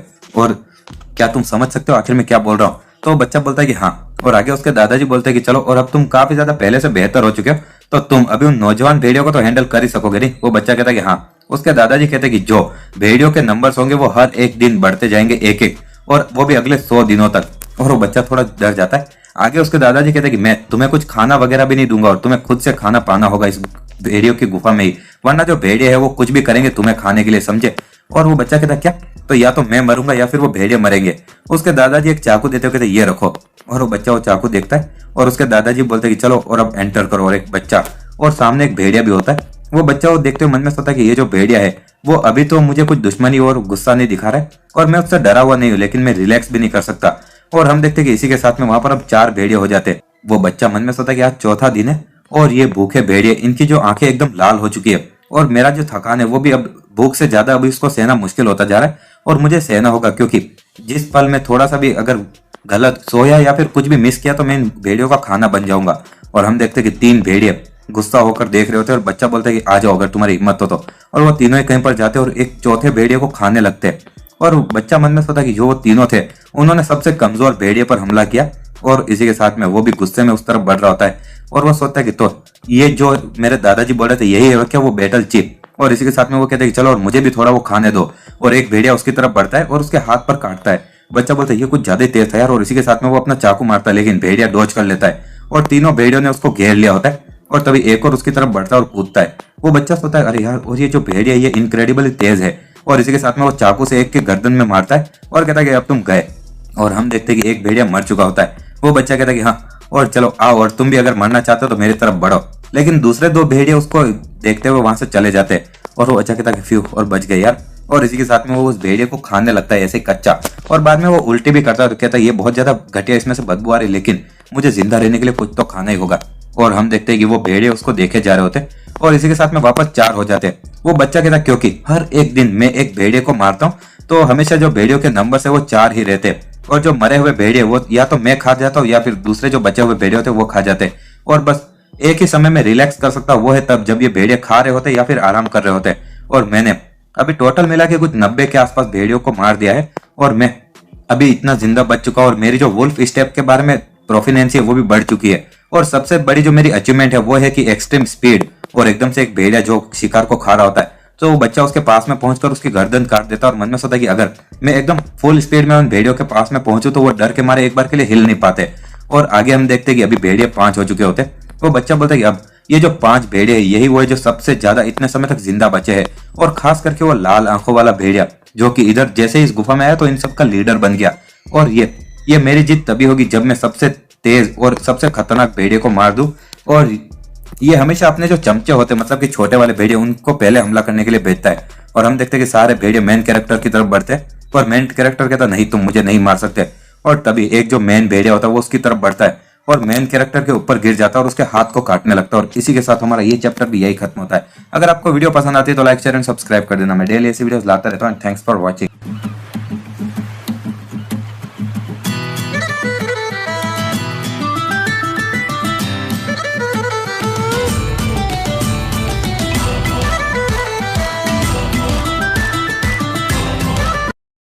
हेलो दोस्तों, और क्रोल मुरिम के इस चैप्टर की शुरुआत में हम देखते हैं कि जो सोमुन के दादाजी होते हैं वो बोल रहे थे कि मेरा मतलब कि अभी और कोई चीज नहीं बची जो कि मैं तुम्हें अब सिखा सकूं, समझे। और सोमुन बोलता आखिर आपका मतलब क्या है। तो उसके दादाजी बोलते कि मैंने देखा था कि तुमने ट्रिपल FX फ्लावर और साथ ही में 5 की अमेकनिंग वो सब कुछ हासिल की थी उस झरने के अंदर, और आखिर तुम्हें कैसा महसूस हुआ, जरा मुझे बताओ कि तब क्या हुआ था। सोमन बताता कि वेल, शुरू में तो मेरे दिल में दर्द हो रहा था और मुझे शुरू में ऐसा बीमारी जैसा लग रहा था, लेकिन एक पॉइंट पर ये सारी चीजें क्लियर हो गई और मुझे बहुत ज्यादा अच्छा लगा। उसके दादाजी बोलते इसका मतलब कि तुमने gate of life and death और साथ ही में रेन एंड डू वेसल को भी खोल दिया, समझे। और ये सच में बहुत ही ज्यादा मुश्किल है हासिल करना, भले तुम अपनी पूरी जिंदगी भी ट्रेन क्यों ना करो। और वो हंसने लगते। सोमन बोलता है तो ये सच में एक अच्छी चीज है, राइट। और उसके दादाजी बोलते कि अच्छा, अच्छे से तो तुम इसको डिस्क्राइब भी नहीं कर सकते, मैं तो बोलूंगा कि ये तो एक मिरेकल है उन लोगों के लिए जो कल्टीवेशन करते होंगे। और सोमन ऐसे घर से हंस रहा होता है। आगे हम देखते हैं कि तभी ऊपर से आयरन ब्लड उड़ रहा होता है। सोमन बोलता है कि आयरन ब्लड, और जरा इधर आओ। और आयरन ब्लड आते हुए उसके हाथ पर आ जाता है। और सोमन बोलता है कि हाँ, और तुम पिछले कितने समय से मुझे अवॉइड कर रहे थे और अब कुछ प्रॉब्लम नहीं है, राइट। और वो बोलता है दादाजी, और लगता है कि अब मेरी जो ब्लड लस्ट है वो जा चुकी है, नहीं। तो उसके दादाजी बोलते हैं कि तुमने gate of life and death और साथ ही में नीडल वैन को भी अनलॉक कर दिया है, तो नेचुरली तुम्हारी जो ब्लड लस्ट है वो भी निपट चुकी है। और आगे वो बोलते हैं कितनी अजीब बात है, नहीं। सोमन बोलता है आखिर क्या अजीब बात है। तो उसके दादाजी बोलते हैं कि तुम एक पत्थर जितने बेवकूफ हो, तो आखिर तुमने ये सारी चीजें कैसे हासिल कर ली यार। और सोमन वो सब देखकर थोड़ा गुस्सा हो रहा था। आगे हम देखते हैं कि एक परिवार का सीक्रेट उसके मतलब कि एक बर्फ वगैरह पड़ रही होती है और काफी साल बीत जाते, और सोमन अभी थोड़ा बड़ा हो चुका होता है और वो आसमान में 3 तीर चलाता है, और 3 तीर से वो 6 पंछियों को मार डालता है। और इसी के साथ में आगे हम देखते हैं कि वो एक चोटी से नीचे कूदते हुए पानी में तीर चलाता है, तो कुछ मछलियों को भी मार डालता है, और रात हो चुकी होती है। उसके दादाजी बोल रहे थे तो तुमने हवा को भी हरा दिया है और अब तुम हिलते तुलते टारगेट्स को भी मार सकते हो, और लगता है कि तुमने अपने तीर अंदाजे की बेसिक चीजें तो सीख ली है। सोमन बोलता हाँ बेसिक, और दादाजी मैं एक फर्स्ट क्लास तीर चलाने वाला हूँ और मैंने आज तक कभी एक शॉट मिस नहीं किया है, और भले ही मैं वुल्फ स्टेप का इस्तेमाल करते हुए भी तीर चलाओ ना तो भी मैं कभी मिस नहीं करता, और यहाँ तक कि मेरे जो मल्टी शॉट होते 3 तीर से चलाने वाला वो भी मैं कभी मिस नहीं करता। तो उसके दादाजी उसके सिर पर मारते हुए कहते कि बच्चे और ज्यादा घमंडी मत बनो। सोमन बोलता है ये तो एक फैक्ट है, और आखिर में घमंडी कैसे हो गया, और उसके सिर पर लगती है। उसके दादाजी बोलते हैं कि तुम ये बोल सकते हो कि जो चीज से गाइड हुआ तीर है वो सच में तीर अंदाजी में बहुत ही ज्यादा काम का होता है। और सोमन कुछ समझ नहीं पाता। वो बोलता है हाँ मैंने सुना तो है कि जो ची से गाइड हुई तलवार होती है, लेकिन आखिर मैं समझ नहीं पा रहा हूँ कि आखिर एक तीर वो किसी को एक सांप की तरह कैसे चेज कर सकता है, उसका पीछा कर सकता है। तो उसके दादाजी बोलते कि अगर तलवारों को ची से गाइड किया जा सकता है तो तीरों को भी। और हाँ, हमने सेलेस्टियल जीनियस में देखा हो ना किस तरह से वुमन अपनी ची का इस्तेमाल करके तलवार को ऐसे हवा में उड़ाकर लोगों को मारा जाता है, वो उसकी बात कर रहे थे। उसके दादाजी बोलते तो क्या तुम बिना तीर के शिकार कर सकते हो? सोमन बोलता है हाँ ये तो इम्पॉसिबल है। उसके दादाजी बोलते कि जो फॉर्मलेस फायरिंग है वो तीरंदाजी की एकदम टॉप वाली टेक्निक है। सोमन बोलता है हाँ, और अगर वो पॉसिबल है तो मुझे करके दिखाओ। उसके दादाजी बोलते हैं कि जो एपेक्स हंटिंग टेक्निक है मेरी लिमिट बस उतनी ही है, लेकिन एक कोई था जो कि उस टॉप तक पहुंचा था हमारे पूर्वजों में। सोमन मन में सोचता है कि एक धनुष को बिना तीर के चलाना, उससे बस आवाज ही आएगी और कुछ नहीं। उसके दादाजी बोलते अब तुम्हारी उम्र कितनी है? सोमन बोलता 17। उसके दादाजी बोलते चलो, और अब तुम वुल्फ स्टेप को इस्तेमाल कर सकते हो और मल्टी शॉट भी, तो तुम मेरी वो एपेक्स हंटिंग टेक्निक तो पूरी तरह से मास्टर कर चुके हो। और इसी के साथ में हम देखते हैं कि अगले दिन सोमन कहीं पर पहाड़ पर चढ़े जा रहा होता है और उसको फ्लैशबैक याद आता है जब उसके दादाजी ने कहा होता है कि जब सूरज उगे तो तुम सीधे हमारे परिवार के जो पेट्रियाज विलेज है उधर जाना, the divine river hidden village. और साथ ही में जो वो एंड वेई जो उसके सीक्रेट आर्ट है वो, और साथ ही में ट्रिपल यूनिटी स्वॉर्ड स्टाइल जो कि हमारे 70वें पूर्वज ने वहां पर रख के गए हैं। और सोमन वो किताब को देखता है और उसके दादाजी बोलते हैं कि ये एक अल्टीमेट गाइड है तुम्हारे ची कल्टीवेशन की, जो कि हमारे पूर्वजों ने लिखी है। और उसमें लिखा होता है पाथ ऑफ वो वेई। और जो सुमन होता है वो एक पहाड़ की चोटी पर पहुंच जाता है और वो कहता है कि मेरे पूर्वजों, और ये मैं हूँ आपका वंशज यूलजी सो मून। और उसके जो मतलब कि एक तरह से सरनेम होता है यूलजी। और आगे वो बोलता है मैं हमारे परिवार का लक्ष्य पूरा करना चाहता हूँ और अल्टीमेट ताकत हासिल करना चाहता हूँ, तो प्लीज मुझे अपना गाइडेंस दीजिए। और इसी के साथ में हम देखते हैं कि वो एक जगह पर पेड़ों की जो लताएं होती नीचे तक, उसको पकड़कर नीचे देख रहा होता है और कहता है कि वाह, और ये जो ऊंचाई है इससे तो मेरे रोंगटे खड़े हो रहे। और इसी के साथ में वो एक लता को पकड़ते हुए नीचे उतर रहा होता है और नीचे जाते हुए उसको एक पहाड़ के वहां पर एक गुफा दिखती है और उस पर लिखा होता है कि यूलजी फैमिली गेट। और जब हमारा जो ये सोमन होता है उस गुफा के अंदर आता है और वो इधर उधर देखते हुए सोचता है कि यहाँ पर कुछ तो है यार, और एकदम से उसको कुछ महसूस होता है और वो कहता है एक ब्लड लस्ट था। और वो सोचता है शिट, और क्या ये किसी तरह का जंगली जानवर है क्या? और आगे वो सोचता है चलो देखते हैं कि आखिर इस बार कौन जीतता है। और जब वो अंदर जा रहा होता है तो ब्लड लस्ट उसकी तरफ और ज्यादा आने लगती है और वो सोचता है ये कुछ ज्यादा ही इनक्रेडिबल ब्लड लस्ट है, लेकिन मैं उनको हरा नहीं सकता अगर ये ब्लड लस्ट की बात है तो फिर। और इसी के साथ में हम देखते हैं उसके हाथ में जैसे कुछ चीज दिख रही होती है और वो सोचता है लेकिन जैसा मैंने सोचा था, और ब्लड लस्ट गायब हो गई जैसे मैंने हाथ सूत्र वर्चुअलाइजेशन किया था। और आगे वो सोचता है इसमें सच में बहुत ही ज्यादा बड़ा फर्क पड़ता है। और जब वो खुश होकर जाए जा रहा होता है तो अचानक से उसको कुछ लाइट दिखती है और वो कहता आखिर आखिर ये इतनी ज्यादा ची की एनर्जी कहाँ से आ रही है? और एकदम से वो पीछे धकेला जाने लगता है। वो कहता अरे नहीं, मैं इधर नहीं हार सकता, और डैम इट, मैं एक कदम भी आगे नहीं बढ़ा पा रहा हूँ। और जब ये सब हो ही रहा होता है वो सोचता है कि मेरे ताकत की लिमिट इतनी ही थी क्या? और तभी वो जब जमीन पर पड़ा होता है तो वो सामने देखता और कहता आखिर ये क्या कोई मजाक चल रहा है क्या? और सामने वो देखता तो वहां पर 3 ड्राइंग्स होती है और वो सोचता अजीब बात है यार, और जो ची थी वो पक्का इस ड्राइंग से ही तो आ रही थी। और जब वो पास में जाता तो नीचे एक बक्सा होता है। सोमन बोलता है क्या ये हमारे परिवार का कोई सीक्रेट है क्या? और जब वो उस बक्से को खोलता है तो उसमें एक धनुष होता है और वो धनुष बहुत ज्यादा भारी होता है, उसका हाथ से छूट जाता है। वो बोलता क्या, और ये इतना भारी, और ये बस 2 फीट का है, लेकिन इसका वजन कुछ 45 किलो के आसपास होगा यार। और आखिर मैं इसका इस्तेमाल कैसे कर सकता हूँ, और इतना भारी धनुष लेके कौन तीर चलाएगा? इसी के साथ में वो उस बक्से से किताब निकाल कर पढ़ने लगता है। उस किताब के अंदर लिखा होता है कि मेरा नाम यूल जियोक है और मैं धनुष से ज्यादा तलवार पसंद करता था, लेकिन मैं ऑलरेडी 40 साल का हो चुका और अभी बहुत ज्यादा देर हो चुकी है धनुष से छोड़कर तलवार सीखने के लिए। लेकिन जैसा कहा जाता है कि अगर तुम किसी एक चीज में अच्छे हो तो इसका मतलब ये नहीं कि तुम दूसरे में भी अच्छे रहोगे, राइट? और क्योंकि मैं ऑलरेडी तीर चलाने में अच्छा था लेकिन मैंने हार नहीं मानी। और आगे सोमन पेज पलटता है, आगे लिखा होता है कि 20 साल जब मैंने तलवार सीखी उसके बाद में, और मैंने finally triple unity sword style create की है। और भले ये एक ट्रिपल यूनिटी स्वॉर्ड स्टाइल है, लेकिन मेरा मानना यह है कि ये सबसे ताकतवर स्वॉर्ड स्टाइल है आज तक की। और सोमन बोलता है कि वाह, ये काफी ज्यादा ईगो वाला बंदा लगता है यार। और आगे लिखा होता है कि लेकिन उस स्वॉर्ड स्टाइल के अंदर एक बहुत ही बड़ी सी फ्लॉ थी। सोमन बोलता है एक फ्लॉ, वो क्या है? और आगे लिखा होता है कि अगर तुम्हारे अंदर की जो ची है वो कमजोर होगी तो तुम बस इसको एक बार इस्तेमाल करके ही बेहोश हो जाओगे लड़ाई के बीच में, और अगर तुम्हारी ची कम होगी तो तुम नॉर्मल स्वॉर्ड स्टाइल को सीखने से भी ज्यादा ये मुश्किल पड़ जाएगी तुम्हारे लिए।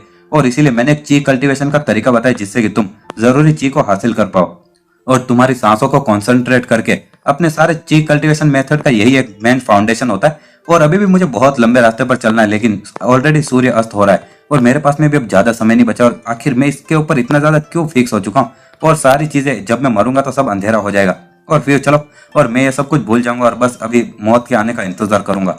और जब वो ऐसा सोचते हुए जा रहा होता तभी उसके दिमाग की बत्ती जलती और वो लिखता है कि उस पल जब मैंने सारी चीजों को छोड़ दिया था और हार मान ली थी तो मुझे कुछ रियलाइज हुआ, और व्यू वेई जो कि प्रकृति के नियम को फॉलो करता है और वो दुनिया की सारी इच्छाओं के बाहर की चीज है।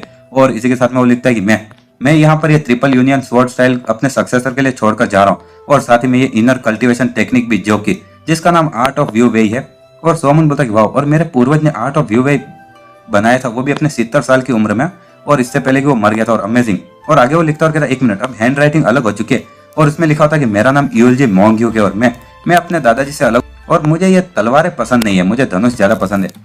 और इसी के साथ हमारा ये चैप्टर भी यही खत्म होता है। अगर आपको वीडियो पसंद आती है तो लाइक शेयर सब्सक्राइब कर देना। मैं डेली ऐसे वीडियोस लाता रहता हूँ। And thanks for watching.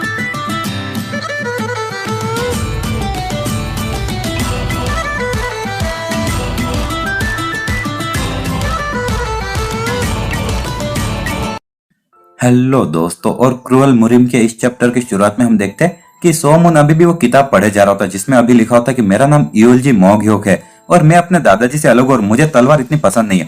तो सोमन बोलता क्या, और तो ये है मेरे 15वें पूर्वज, और ये अजीब बात है यार। और दादाजी ने तो मुझसे कहा था कि मैं सबसे पहला था 70वें पूर्वज के बाद में यहाँ पर आने वाला, लेकिन लगता है कि वो बात नहीं है। और आगे वो लिखता है कि मेरे जो दादाजी थे उनको खुद पर बहुत ज्यादा गर्व था कि वो बिना वुवे आर्ट और स्वॉर्ड के बिना भी अपने प्योर तलवार को छोड़कर भी तीर से एकदम अच्छे से तीरंदाजी कर सकते थे। लेकिन मेरा जो मार्शल आर्ट था वो तीरों को कंट्रोल करना था ची का इस्तेमाल करके, मतलब कि ची से गाइड हुआ एरो।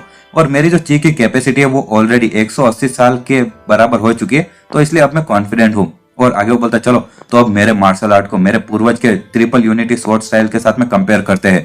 और वो अपनी तलवार निकालता है और एक तलवार मारता है, 2 तलवार मारता है, और आगे वो बोलता है इम्पॉसिबल, और मैं अपने पूर्वज के एक सिंगल ट्रिपल यूनिटी वाले को भी हरा नहीं पाया मूव को। और आगे उसने लिखा होता है कि ये स्वॉर्ड स्टाइल ये ऑलरेडी सुप्रीम से भी ऊपर जा चुकी है और ये डिवाइन है, और इतनी ज्यादा ताकत, वो भी बस 3 यूनिटी में, इनक्रेडिबल। और मैंने डिसाइड कर दिया कि मैं इस स्वॉर्ड स्टाइल को पियरलेस ट्रिपल यूनिटी ब्लेड बोलूंगा।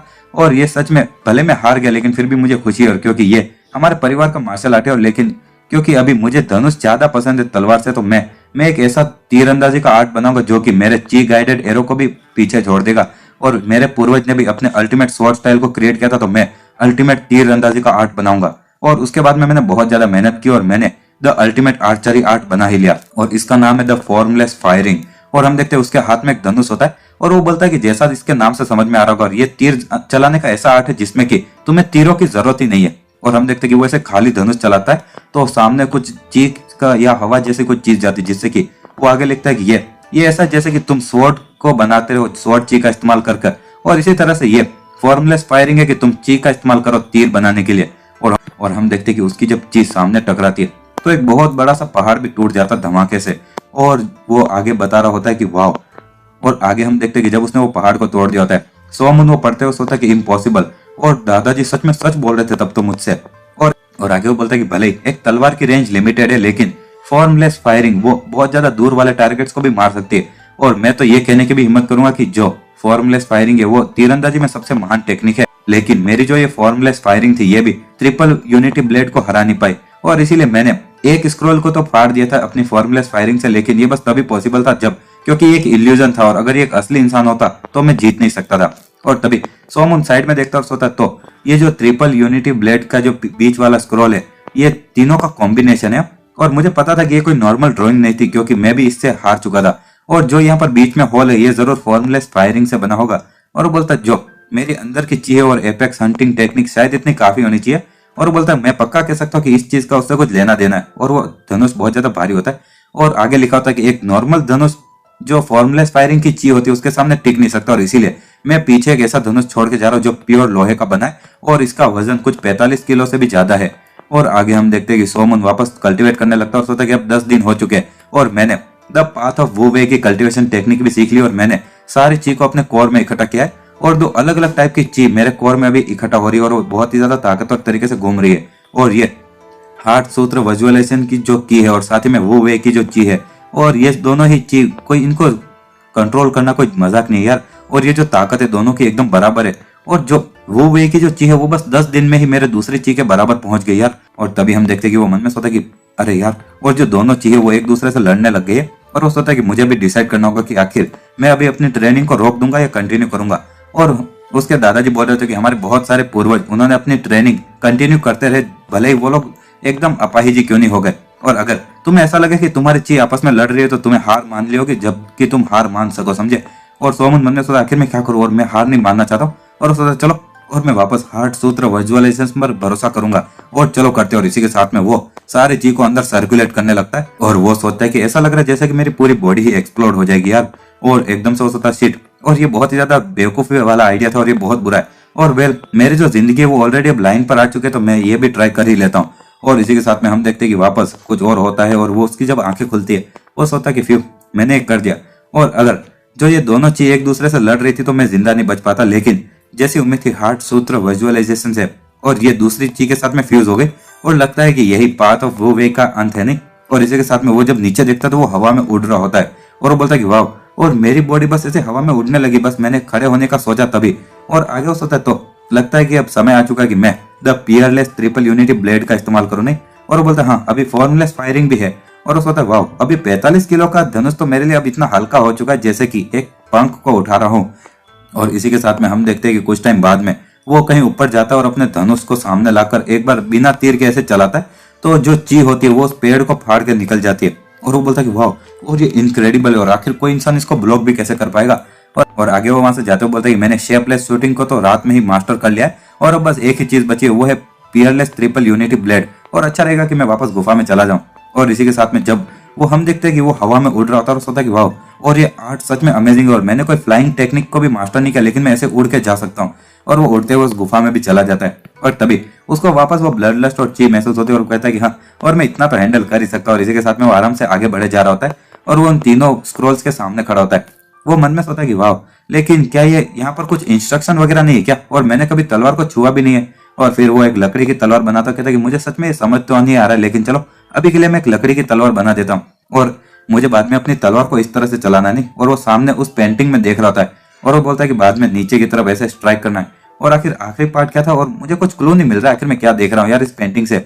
और वो बोलता सर आखिर ये क्या है, और तभी पेंटिंग में से एक तलवार निकलती है और बोलता क्या, और आखिर ये क्या है। और एकदम से वो पीछे होकर उसको डॉज कर लेता है और जब वो साइड में होता है तो हम देखते हैं कि वो ड्राइंग में से ही वो निकला होता है। वो सोमन मन में सोचता है कि आखिर ये क्या चल रहा है यार, और वो बोलता है चलो एक और बार। और इसी के साथ में जब वो वापस अपनी तलवार सामने लाता तो उस पेंटिंग के अंदर से वापस एक तलवार की चीज निकलती है और सोमन वापस डॉज करते बोलता है कि आखिर ये सब क्या है यार, तो दूसरे सारे स्क्रॉल्स भी सेम ही होंगे नहीं। और आगे वो बोलता है तो मैं अगर ऊपर वाली स्ट्राइक करूं तो एक और अलग तलवार आती है और वो वापस उसको डॉज करता है और वो कहता है फ्यू, और मुझे तो लगा था कि यहाँ पर मेरा सिर ही कट जाएगा यार। और आगे बोलता अब मुझे लग रहा है कि मैं समझ सकता हूँ। और आखिर तो इसका मतलब तीसरा वाला, और जब वो तीसरे वाले के सामने जाकर खड़ा होता है तो एकदम एक अलग ही ची आती है और वो बोलता है आखिर ये क्या है, और बिजली जैसी ची उसकी तलवार से टकराती है और वो बोलता है ये कुछ ज्यादा ही ताकतवर। और वो मन में सोचता है कि सबसे पहले है स्विफ्टनेस, दूसरा है डिसेप्शन और तीसरा है कि जो चांद की जो खुद की ची है वही, और ये जो स्काई हाई मोशनलेस फॉर्म है और ये पाथ ऑफ वो वे, ये जरूर इसी टेक्निक के लिए बने होंगे। और इसी के साथ में वो रात को भी ट्रेनिंग किए जा रहा होता है और इसी तरह से काफी समय तक वो ट्रेनिंग किए ही जा रहा होता है और तुम लोग देख ही सकते हो फोटोज में वो कितनी ट्रेनिंग कर रहा है। और इसी के साथ में वो एक बार तलवार चलाता है तो बीच वाली ड्राइंग को काट देता है और वो कहता है कि फ्यू, और डिस्गस्टिंग यार, और 6 महीने मुझे बस एक स्क्रॉल को काटने में लग गए और दूसरे स्क्रॉल को काटने में 10 महीने, और अब मुझे बस तीसरे वाले स्क्रॉल को काटने की जरूरत है। और इसी के साथ में और समय बीत जाता है, मौसम भी बदल जाते हैं और जो सोमून होता है वो थोड़ा और बड़ा हो चुका होता है और वो कहीं पर पेड़ों को अपनी तलवार से काट देता है। और इसी के साथ में हम देखते हैं कि वो भागते हुए कहीं पर जाता है और अपनी लकड़ी की तलवार से जब वो भाग रहा होता है तो पत्थर भी टूट रहे होते हैं। और इसी के साथ में वो तीसरे स्क्रॉल के सामने भी आकर खड़ा हो जाता है और इसी के साथ हमारा ये चैप्टर भी यही खत्म होता है। अगर आपको वीडियो पसंद आती है तो लाइक शेयर एंड सब्सक्राइब कर देना। मैं डेली ऐसी वीडियोस लाता रहता हूँ। Thanks for watching.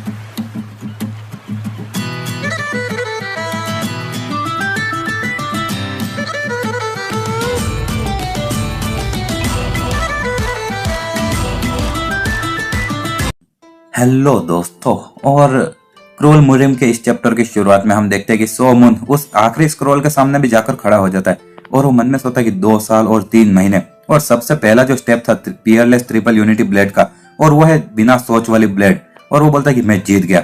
और इसी के साथ में हम देखते हैं कि एक स्क्रॉल नीचे गिरा होता है। आगे वो बोलता है सेकेंड स्टेप जो कि पियरलेस ट्रिपल यूनिटी ब्लेड का था वो था लवलेस ब्लेड, और आगे उसको भी वो काटते बोलता है कि ये टेक्निक बस डिफेंस के लिए है और ताकि तुम अपने दुश्मन को हरा सको बिना उसको मारे। और आगे वो आखिरी के सामने जाता और कहता और लास्ट, और इसी के साथ में वो अपनी तलवार ऊपर उठाता और कहता कि the third step of Peerless triple unity blade, the endless blade. और इसी के साथ में हम देखते हैं कि जो स्क्रॉल होता है उसके पीछे बहुत खतरनाक सा धमाका होता है और वो गुफा के उधर पत्थर भी गिर जाते। सोमन बोलता है कि चलो और अलविदा मेरे प्राचीन पूर्वजों, और इसी के साथ में वो उनके सामने एक बार आखिरी बार नमस्ते करता है और अपने रास्ते पर चल देता है। आगे हम देखते हैं कि कुछ टाइम बाद में जब वो वापस अपने दादाजी के पास में जाता है तो वो एक जगह पर आराम से सो रहा होता है और उसके दादाजी बोलते हैं, बच्चे और तुम्हें अपनी उम्र में थोड़ा जोश रखना चाहिए, समझे, और तुम्हारी ताकत के साथ में तो तुम एक आर्मी के जनरल नहीं बन सकते, लेकिन एक इस पूरे मुहिम में सबसे ताकतवर इंसान बन सकते हो, समझे। सोमन बोलता है, लेकिन मेरा ऑलरेडी एक लक्ष्य है। उसके दादाजी बोलते हैं, हाँ तो चलो मुझे भी इसके बारे में बताओ। तो सोमन बोलता है कि मैं एक बहुत ही ज्यादा अच्छी और ईमानदारी की जिंदगी जीना चाहता हूँ और ऐसे ही आराम से खा पी कर ऐसे सूरज के अंदर सोना। तो उसके दादाजी उस पर एक लकड़ी से मारते और कहते बच्चे, तो सोमन आराम से उसको डॉज कर लेता है। आगे उसके दादाजी बोलते हैं, इसको भी डॉज करने का ट्राई करो। तो सोमन उसको रोकते हुए बोलता है कि कम ऑन ग्रैम्स, और मैं ऑलरेडी अब तुम्हारी पहुंच से बहुत ऊपर जा चुका हूँ और आखिर तुम्हें अभी तुम्हारे पास में जो थोड़ी बहुत भी ताकत है उसको बचा के रखना चाहिए। उसके दादाजी एक और मुक्का मारते तो सोमन एक उंगली से रोकते बोलता जैसा कि मैंने कहा, और उसके दादाजी थोड़े से निराश हो जाते और इसी के साथ में रात हो जाती है और उसके दादाजी बोल रहे थे कि चलो, और मैं अब तुम्हें और नहीं बोलूंगा तुम्हें क्या करना चाहिए, लेकिन तुम्हें नहीं लगता कि तुम्हें एटलीस्ट एक बीवी को ढूंढना चाहिए और हमारे ब्लड लाइन को कंटिन्यू करना चाहिए। तो सोमन बोलता है कि जैसे कि यहाँ पर इस पहाड़ों के अंदर कोई औरत होगी भी। तो उसके दादाजी बोलते हैं कि तुम्हारी जो बीवी है वो जोंगियान के अंदर है। सोमन बोलता क्या? तो उसके दादाजी बोलते हैं कि जब तुम 4 साल के थे तो जो सिचुआन टैंक फैमिली का जो हेड है उसके साथ में मैंने दोस्ती की थी और तुम्हारे शादी की बात कर ली थी, और सिचुआन टैंक फैमिली वो सबसे ताकतवर है सिचुआन रीजन में और उनको जोंगियान की 5 महान परिवार में से एक कहा जाता है। और साथ ही में ये जो जेट प्लेग है ये साबित कर देगा कि तुम टैंक फैमिली का सन इन लो हो, और जो टैंक फैमिली है उनके पास में इसका आधा हिस्सा होना चाहिए दूसरा। और सोमन उसको देखता है और आगे उसके दादाजी बोलते हैं, ये Tom of the heart suit और ये जो शाओलिन टेम्पल है उनको बिलोंग करता है, तो जब तुम यहाँ से जाओ तो उस शाओलिन टेम्पल को भी ये वापस रिटर्न कर देना सिचुआन के अंदर। और इसी के साथ में हम देखते हैं कहीं और का सीन जंगलों के बीच का, जहां पर कि एक बंदा घोड़े के ऊपर कहीं पर भाग रहा होता है और वो बोलता है चलो, और डार्क वाइन मतलब कि डार्क विंड वो उसके घोड़े का नाम होता है, बोलता है जल्दी से भागो। और तभी वो बोलता है कि ये सच में मेरी बेवकूफी थी कि मैं जो नजर रखने वाला था उसके शब्दों पर भरोसा कर बैठा। और तभी जब वो पीछे मुड़ के घोड़ा चलाई जा रहा होता है तो उसका घोड़ा एक जगह पर गिर जाता है और उसको चोट लग जाती है और आगे वो बंदा बोलता है कि सॉरी और ये सब कुछ मेरी ही गलती है, और उसका घोड़ा हाफ रहा होता है और आगे वो बोलता है अलविदा मेरे दोस्त। और वो जैसे अपने घोड़े को मारने वाला होता है तभी पीछे से कुछ सिपाही आते हैं और कोई बोलता है वहां पर, और जल्दी से जाकर उसको पकड़ लो। और हम देखते हैं कि वहां पर घोड़े के ऊपर से एक बंदा नीचे आता है और कहता है कि मैं बाहे ट्राइब का चीफ हूँ द टारू, और साथ ही में मैं तुम्हारी जिंदगी छोड़ दूंगा और तुम्हें जिंदा रख दूंगा अगर तुम सरेंडर कर दोगे। तो सामने वाला इंसान कहता बकवास बंद करो, और सरेंडर करना तो मौत से भी गया गुजरा है हमारे योको ट्राइब के लिए, और मेरी तरफ बढ़ो। और इसी के साथ में वो अपनी तलवार निकालकर उस पर हमला करता है और उन दोनों की ही तलवार टकराती है। सामने वाला टारू एक हमला करता है तो जो ही अभी बच के आया हुआ था बंदा होता है वो नीचे झुककर डॉज कर लेता है, और इसी के साथ में वो एक हमला करता है टारू पर, लेकिन टारू उसको भी रोक देता है और सामने वाले बंदे की तलवार एक पेड़ में जाकर टकरा जाती है। टारू बोलता है तुम अपनी उम्र के हिसाब से काफी ज्यादा अच्छे हो, तुम्हारा नाम क्या है?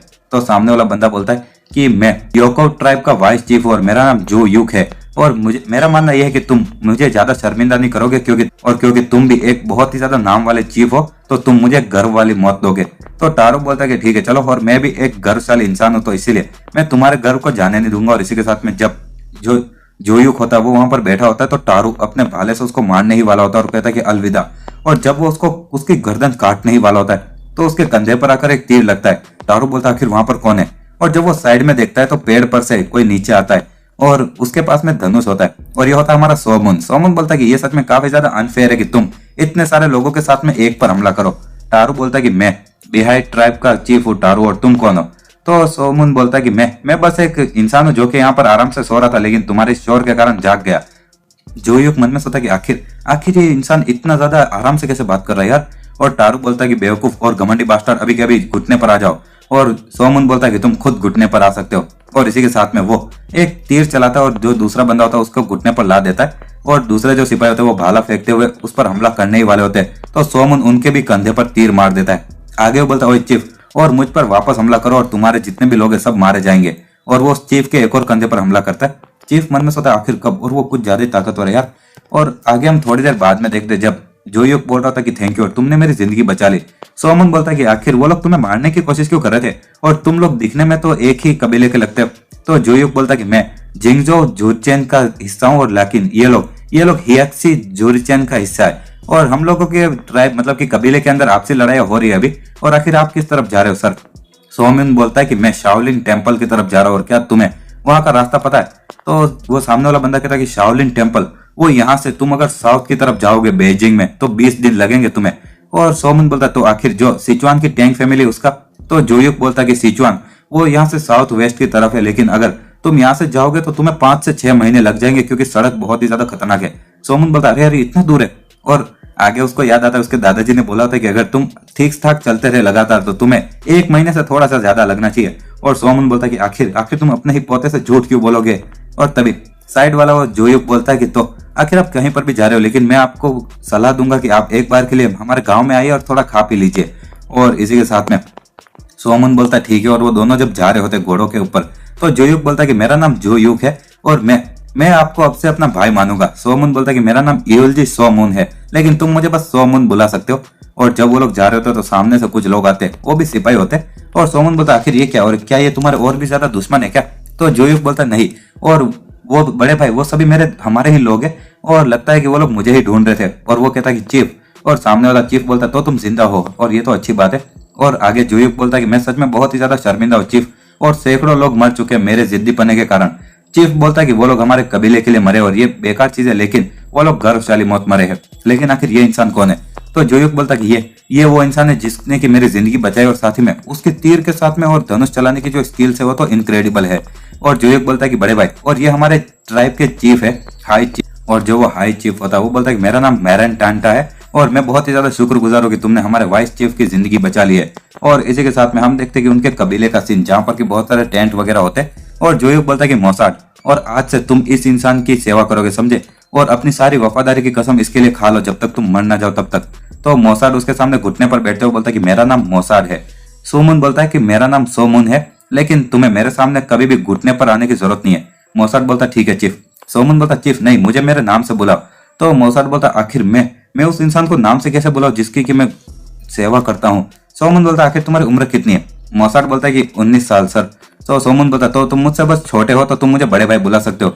और इसी के साथ हमारा ये चैप्टर भी यही खत्म होता है। अगर आपको वीडियो पसंद आती है तो लाइक शेयर एंड सब्सक्राइब कर देना। मैं डेली ऐसी वीडियोस लाता रहता हूँ। Thanks for watching.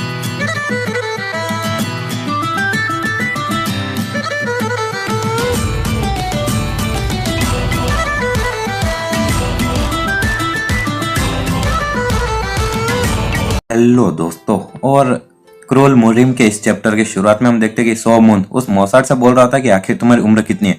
मोसाड बोलता है कि इस साल मैं 19 का हो जाऊंगा।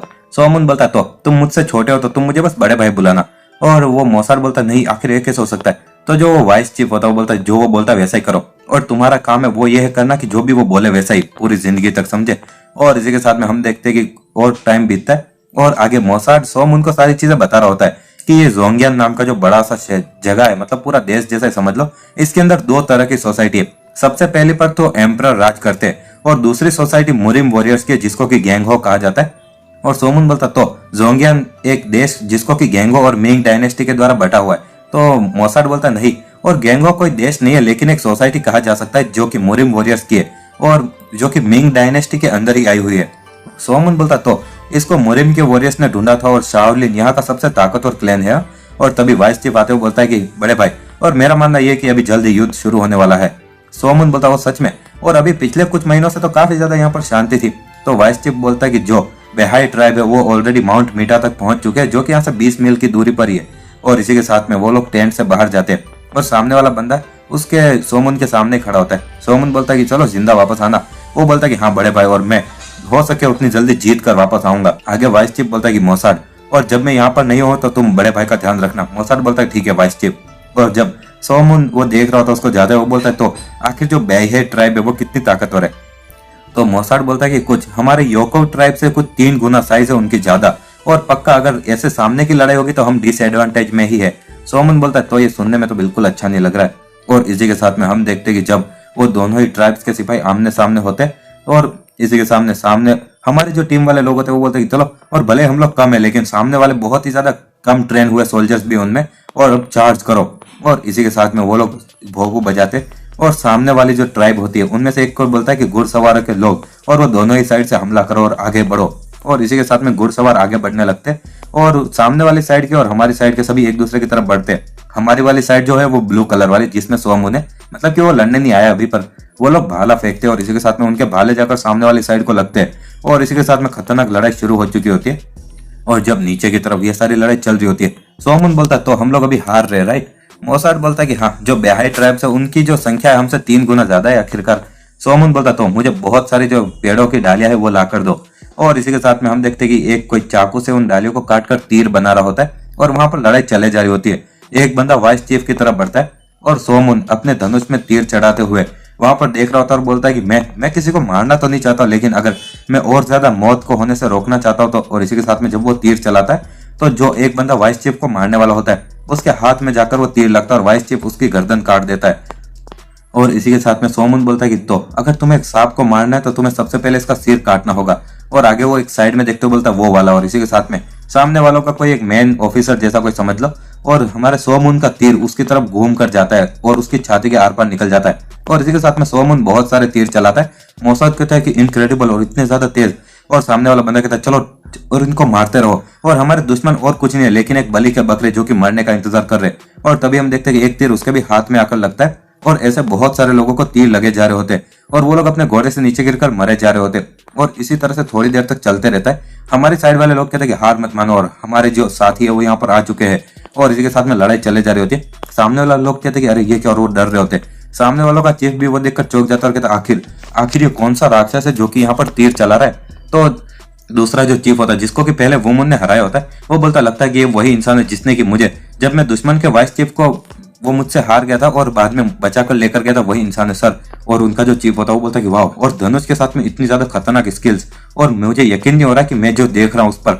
और दूसरा जो बंदा होता है वो बोलता है सर, और ये अभी इंप्रेस होने का समय नहीं, और हमें हमें किसी भी कीमत पर हमारे घुड़सवारों को पीछे बुलाना होगा। तो वो चीफ कहता है कि ये लड़ाई ऑलरेडी खत्म हो चुकी है, और जब एक बार जो हमारे सिपाही है वो उनके सारे वो अंदर का मोरल खो चुके होते हैं तो अब और हम कुछ नहीं कर सकते, और हमारे पास में और कोई रास्ता नहीं है, हमें भागना ही होगा। और आगे वो बोलता है कितनी बेकार चीज है, और एक सिंगल तीर चलाने वाले ने हमारी लड़ाई को डिसाइड कर लिया। और दूसरा बोलता है कि चलो सभी लोग भागो यहाँ से, और वो लोग भोपू बजाते और कहते हैं चलो पीछे हट जाओ। और हमारी टीम वाले लोग बोलते हैं कि हम जीत गए। मौसार भी बोलता है कि बड़े भाई, और दुश्मन अभी भाग रहे और हम जीत गए। सुमन बोलता है कि ठीक है चलो और चलते हैं मौसार। आगे हम देखते हैं कि टेंट के वहां पर जो हमारे वाले जितने भी सिपाही होते हैं वो सब बैठे होते हैं, और एक बंदा कहता है कि हम लोग हमारी जीत को सेलिब्रेट कर रहे हैं और हो सके उतना दिल भर के शराब पियो। और तभी एक बंदा कहता है जरा तुम देखो वो बास्टर्ड किस तरह से डर रहा था नहीं। और दूसरा बंदा कहता है कि हाँ, और मैंने सच में इतने ज्यादा अच्छे से कभी जीत देखी नहीं यार। और सोमन उन सबको देख रहा होता है। तभी वाइस चीफ आते हुए बोलता है कि बड़े भाई। सोमन बोलता तो जोयुक, तो और तुम जिंदा हो। जोयुक बोलता है कि हाँ सब कुछ आपके ही कारण बड़े भाई। और आगे वो बोलता है चलो इस तरफ बड़े भाई, और मेरे जो पिताजी और जितने भी जनरल्स है वो आपका इंतजार कर रहे हैं। सोमन बोलता है कि बाद में, और अभी के लिए मैं थोड़ा थका हुआ हूँ, और वहां से जाने लगता है। जोयुक बोलता है कि लेकिन फिर भी आप हो जितने की हमें इस बार जितवाया था। सोमन बोलता है कि मैं तुमसे बाद में मिलूंगा, और मैं अभी भी सच में इतने सारे तीर चलाकर थक गया हूँ। और बाद में हम देखते हैं कि थोड़े टाइम बाद में वहां पर कहीं पर आग जल रही होती है, और जो सिपाही होते हैं वो नॉर्मल लोगों को मार रहे होते हैं और कहते हैं कि भागना बंद करो, और कुछ लोगों को पकड़ा जा रहा होता है। सोमन बोलता है आखिर वो लोग है कौन। मौसाद बोलता है कि ये योकोई ट्राइब के सोल्जर्स है, मतलब कि हमारे ही ट्राइब के। और सोमन बोलता तो आखिर वो लोग एक गांव को जलाकर और यहाँ के लोगों को पकड़ कर क्या कर रहे हैं, अगर वो लोग लड़ाई जीत गए तो भी। मौसाद बोलता है लगता है कि यहाँ पर कोई ऐसा था जिसने की सामने वाली जो ट्राइब थी कबीले वालों को कुछ जासूसी दी थी। और सोमन बोलता तो उनको बस उसी एक इंसान को पकड़कर मारना चाहिए ना, तो आखिर वो इन सभी भोले लोगों को क्यों पकड़ रहे। मौसाद बोलता है तो ताकि वो इन लोगों को एक गुलाम के रूप में बेच सके। सोमन बोलता है ये कितना क्रूएल है और कितने बुरे लोग हैं, और हम लोग अभी के अभी उस सेलिब्रेशन वाली पार्टी में जा रहे हैं। और आगे हम देखते हैं कि कहीं पर बहुत सारे गांव वालों को पकड़ के रखा गया होता है, और कोई बोलता चलो अगले इंसान को लाओ। और एक सिपाही बोलता तुमने दुश्मन की मदद की थी और इसीलिए तुम्हें मौत की सजा दी जा रही है, और अपनी गर्दन आगे लाओ। और वो इंसान की जब गर्दन आगे होती है सिपाही उसको काटने ही वाला होता है, तभी आवाज आती है कि अभी कभी वहीं रुक जाओ। और सभी जनरल्स वगैरह जो भी होते हैं वो साइड में देखते हैं, और सोमन काफी ज्यादा गुस्से में वहां पर आता है। जो वहां का जो मेन जनरल होता है वो बोलता है कि वेलकम मास्टर ईल जी। और जोयुक भी बोलता है कि इस तरफ बड़े भाई। और आगे वो बीच वाला जो इनका सबका किंग होता है वो बोलता है कि हम लोग जीत कर, और जो इस कबीले का लीडर होता है वो बोलता है कि हम जीत पाए, ये सब कुछ तुम्हारे कारण हुआ, और मैं सच में अपने ईमानदारी से पूरे दिल से तुम्हें शुक्रिया बोलना चाहता हूँ। सोमन बोलता है कि युद्ध ऑलरेडी खत्म हो चुका, और प्लीज ये जितने भी लोग हैं इन सबको जाने दीजिए। तो वो लीडर बोलता है कि हाँ, और तुम्हारी जो स्किल्स है तीर के साथ में वो सच में राक्षसी है, लेकिन जो तुम्हारा दिल है वो सच में बहुत ही ज्यादा नरम है यार। और मैं समझ सकता हूँ कि आखिर तुम्हें कैसा लग रहा है, लेकिन अभी और कुछ नहीं हो सकता, और चलो यहाँ पर आओ और एक ड्रिंक पियो। सोमन बोलता है कि मैं सच में आपसे गुहार करता हूँ कि आप इस गाँव के लोगों को छोड़ दीजिए। तो सामने वाला एक बंदा कोई चिल्लाता कि ओए, और आखिर तुम्हारी हिम्मत कैसे हुई, और क्या तुम्हें पता भी है तुम किसके सामने खड़े हो। और सोमन जब साइड में मुड़ता है और वहां पर एक बंदा खड़ा होता है और कहता है तुम्हारी अचीवमेंट्स आज के दिन कोई ऐसी चीज नहीं जिसके कारण कि हम तुम्हें यहाँ पर बदतमीजी के लिए माफ कर देंगे, और अभी कभी यहाँ से चले जाओ। और लीडर बोलता है कि जनरल ली, और प्लीज, और अभी सेलिब्रेशन का समय है, तो वो जनरल बोलता है कि नहीं चीफ, और सभी रिस्पेक्ट के साथ में बोल रहा हूँ, लेकिन अभी जो ये कर रहा है वो बदतमीजी कही जाती है और बास्टार्ड, और तुम अपनी ये बस ये तीर अंदाजी के साथ में कुछ ज्यादा घमंडी मत बनो, समझे। और जोयुक बोलता है जनरल और सोमून बड़े भाई है जिनके कारण कि हम आज जीत पाए, समझे। और वो जनरल बोलता है कि आप इससे बाहर रहो वाइस चीफ, और हमारे चीफ की बेइज्जती करना मतलब कि हमारे पूरे कबीले की बेइज्जती करना। और इसी के साथ में वो सोमून के सामने जाकर खड़ा हो जाता है और वो बोलता है चलो इसको अभी कभी यहाँ से लेकर चले जाओ। और 3 लोग सोमून के सामने आ जाते हैं और सोमून बोलता है दफा हो जाओ, और अपनी ब्लड लस्ट बाहर निकलता है। तो सभी लोग डर के मारे पीछे हटने लगते हैं और एक बंदा कहता है जा, और भले तुम तीर के साथ में बहुत ज्यादा अच्छे से धनुष से चला लेते होंगे, लेकिन मैं भी चाकू के साथ में काफी ज्यादा अच्छा हूँ, और ये लो इसे कैच करो। और इसी के साथ में वो एक चाकू फेंकता है सोमून की तरफ। और इसी के साथ हमारा ये चैप्टर भी यही खत्म होता है। अगर आपको वीडियो पसंद आती है तो लाइक शेयर एंड सब्सक्राइब कर देना। मैं डेली ऐसे वीडियोस लाता रहता हूँ। Thanks for watching.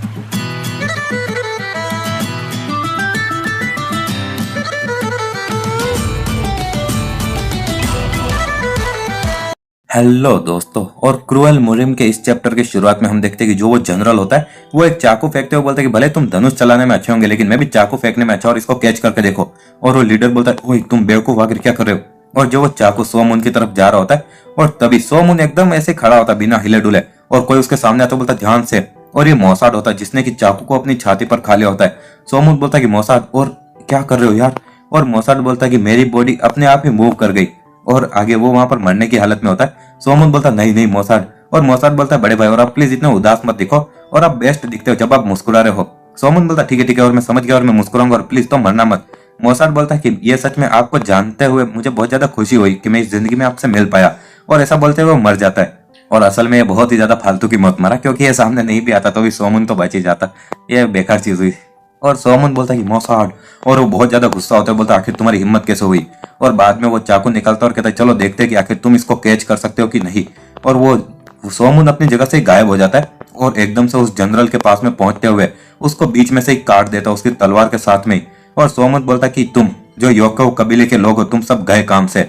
और आगे वो बोलता है कि Peerless triple unity blade, the third step endless blade. और जब वो बस एक ही हमला करता है तो उससे बहुत सारे टेंट्स वगैरह भी उड़ के जा रहे होते हैं, और सोमून बहुत ज्यादा गुस्सा हो रहा होता है। और पीछे से जोयुक बोलता है कि बड़े भाई, और वो अपने घुटने पर रोते हुए बैठते हुए बोलता है कि बड़े भाई प्लीज। और सोमून बोलता है कि जोयुक था ना तुम्हारा नाम, और ठीक है सभी चीजों के लिए शुक्रिया, लेकिन मैं कभी भी तुम्हें नहीं भूलूंगा, और साथ में मोसाड को भी नहीं, और अलविदा। और इसी के साथ में वहां से जाने लगता है। जो वो जोयुक होता है बोलता है बड़े भाई प्लीज मुझे कभी भूलना मत, और मैं हमेशा आपके वापस आने का इंतजार करूंगा। और इसी के साथ में हम देखते हैं कि सोमून कहीं पर जा रहा होता है और बोलता है कि मोसाड वो काफी ज्यादा अच्छा बच्चा था, लेकिन चलो वो अभी एक अच्छी बेहतर जगह पर जा चुका होगा। और आगे वो जब रास्ता देख रहा था बोलता है ये सच में काफी ज्यादा फ्रस्ट्रेटिंग है यार, और 4 दिनों तक चलते रहने के बाद में भी मुझे एक इंसान नहीं दिख रहा है। और आगे वो बोलता है कि 1 मिनट, और आखिर दादाजी अभी क्या कर रहे होंगे। और तभी वो साइड में देखता है तो एक पंछी उड़ रहा होता है, और सोमून बोलता है वो आयरन ब्लड और तुम। और तभी हम देखते हैं कि आयरन ब्लड उसके पास में आ जाता है, और सोमून बोलता है कि आखिर तुम क्या हो गया, और तुम यहाँ पर कैसे, और तुमने मुझे ढूंढा कैसे। तो आगे आयरन ब्लड कुछ बोल रहा होता है, सोमून समझ जाता है और कहता है ओह, और आखिर दादाजी कैसे, और 1 मिनट, और क्या वहां पर घर पर कुछ हुआ क्या। और तभी आयरन ब्लड अपना एक पैर सामने लाता है जिसपे कुछ बंधा हुआ होता है, और सोमून जब वो चिट्ठी खोलता है तो उसके दादाजी ने लिखा होता है कि आयरन ब्लड अभी पिछले कुछ समय से काफी ज्यादा उदास दिख रहा था, तो इसीलिए मैं उसे तुम्हारे साथ में भेज रहा हूँ, और ज्यादा डिस्ट्रैक्ट मत होना, और जल्दी से घर पे आ जाना। और मैं सच में अभी खुद के लिए खाना कितने समय तक बनाओ, और जल्दी से आओ और मेरे लिए खाना बनाने लग जाना, समझे, और तुम्हारे दादाजी। सोमून बोलता हाँ बिल्कुल बिल्कुल, और इसी के साथ में वो चिट्ठी फेंकता है और कहता है चलो चलते हैं आयरन ब्लड। आगे हम देखते हैं कहीं पर जंगल वगैरह जैसी जगह पर, और जहां पर कि सोमून एक जगह पर छुप कर बैठा होता है, और एक टाइगर दिखता है वहां पर हमें। सोमून अपने धनुष को खींचता है, और बाद में एकदम से जब टाइगर उसको नोटिस करता है और एकदम कूदते हुए उसके ऊपर ही कूद जाता है, तो सोमून एक तीर चलाता है और उस टाइगर के आर पार निकाल देता है। और इसी के साथ में हम देखते हैं कि वो टाइगर वहां पर मर चुका होता है, और हम बेइजिंग नाम के एक शहर का सीन देखते हैं। और उस शहर के अंदर ऐसे लग रहा होता है जैसे टाइगर चल के आ रहा होता है, लोग डर गए होते हैं और बोलते हैं कि 1 मिनट ये तो एक टाइगर है, और भागो कोई मदद करो, एक टाइगर आ चुका है। और दूसरा ऊपर से एक देखते हुए बंदा बोलता है क्या, और टाइगर एक इंसान की तरह चल रहा है। और हम देखते हैं कि नीचे से उसको सोमून ने उठा के रखा गया होता है, और वो एक सड़क पर उस टाइगर को रखते हुए बोलता है अटेंशन प्लीज, और मेरे पास में एक फ्रेश टाइगर है, और इसको बस अभी अभी मारा है तो ये अभी भी गर्म है। और दूसरे लोग देखते हुए बोलते हैं वाह ये कितना बड़ा है यार, और क्या ये उसको बेचने की कोशिश कर रहा है। एक बंदा बोलता है कि 10 सोने के सिक्के, आखिर तुम क्या बोलते हो। दूसरा एक बोलता है कि नो चांस, और मैं तुम्हें 15 दूंगा। और कोई बोलता 20-25। सोमून बोलता है कि मैंने थोड़े बहुत शिकार वगैरह किया था मेरे यहाँ पर ट्रेवल के खर्चे को उठाने के लिए, लेकिन चलो जितना सोचा था उससे बेहतर रहा। और एक बुढ़ा आदमी वहां पर आते हुए बोलता चलो मैं देखता हूँ, और इसके सिर में बस एक छोटा सा ही होल है, तो ये एकदम परफेक्ट है डिस्प्ले के लिए। और साथ ही में जो टाइगर की हड्डियां है वो दवाई वगैरह बनाने के लिए बहुत ज्यादा इंपॉर्टेंट है और ये सच में इस टाइगर के इतने बड़े टाइगर से बहुत ज्यादा मिलना चाहिए। और इसके जो पंजे है ये भी बहुत ही ज्यादा कीमती चीजों के रूप में बिकेंगे और साथ ही में जो इसका मांस है वो भी बहुत हाई प्राइस में बिकता है दूसरे मांस से भी। और आगे वो बोलता है तो 200 सोने के सिक्के आके तुम क्या बोलते हो? और सोमन बोलता है क्या 200? और तभी उसको वो बुढ़ा आदमी 200 सोने के सिक्के दे देता है और वहां से चला जाता है। आगे हम देखते हैं कि सोमन और आयरन ब्लड शहर में कहीं जा रहे होते और हम एक मैन इनलू नाम की जगह का सीन देखते हैं जहां पर कि जब सोमन अंदर जाता है एक बंदा बोलता है वेलकम, लेकिन जब वो सोमन के कपड़े देखता है वो बोलता है कि ये जगह तुम्हारे जैसे लोगों के लिए नहीं है, यहाँ से चले जाओ। तो सोमन उसको एक सोने का सिक्का दिखाता है और उसको सिक्का पकड़ाता है। तो बच्चा बोलता है क्या एक सोने का सिक्का? और वो ऊपर कूद कर उसको कैच कर लेता है। आगे वो बच्चा बोलता है स्वागत है आपका और आखिर में आपकी कैसे मदद कर सकता हूँ?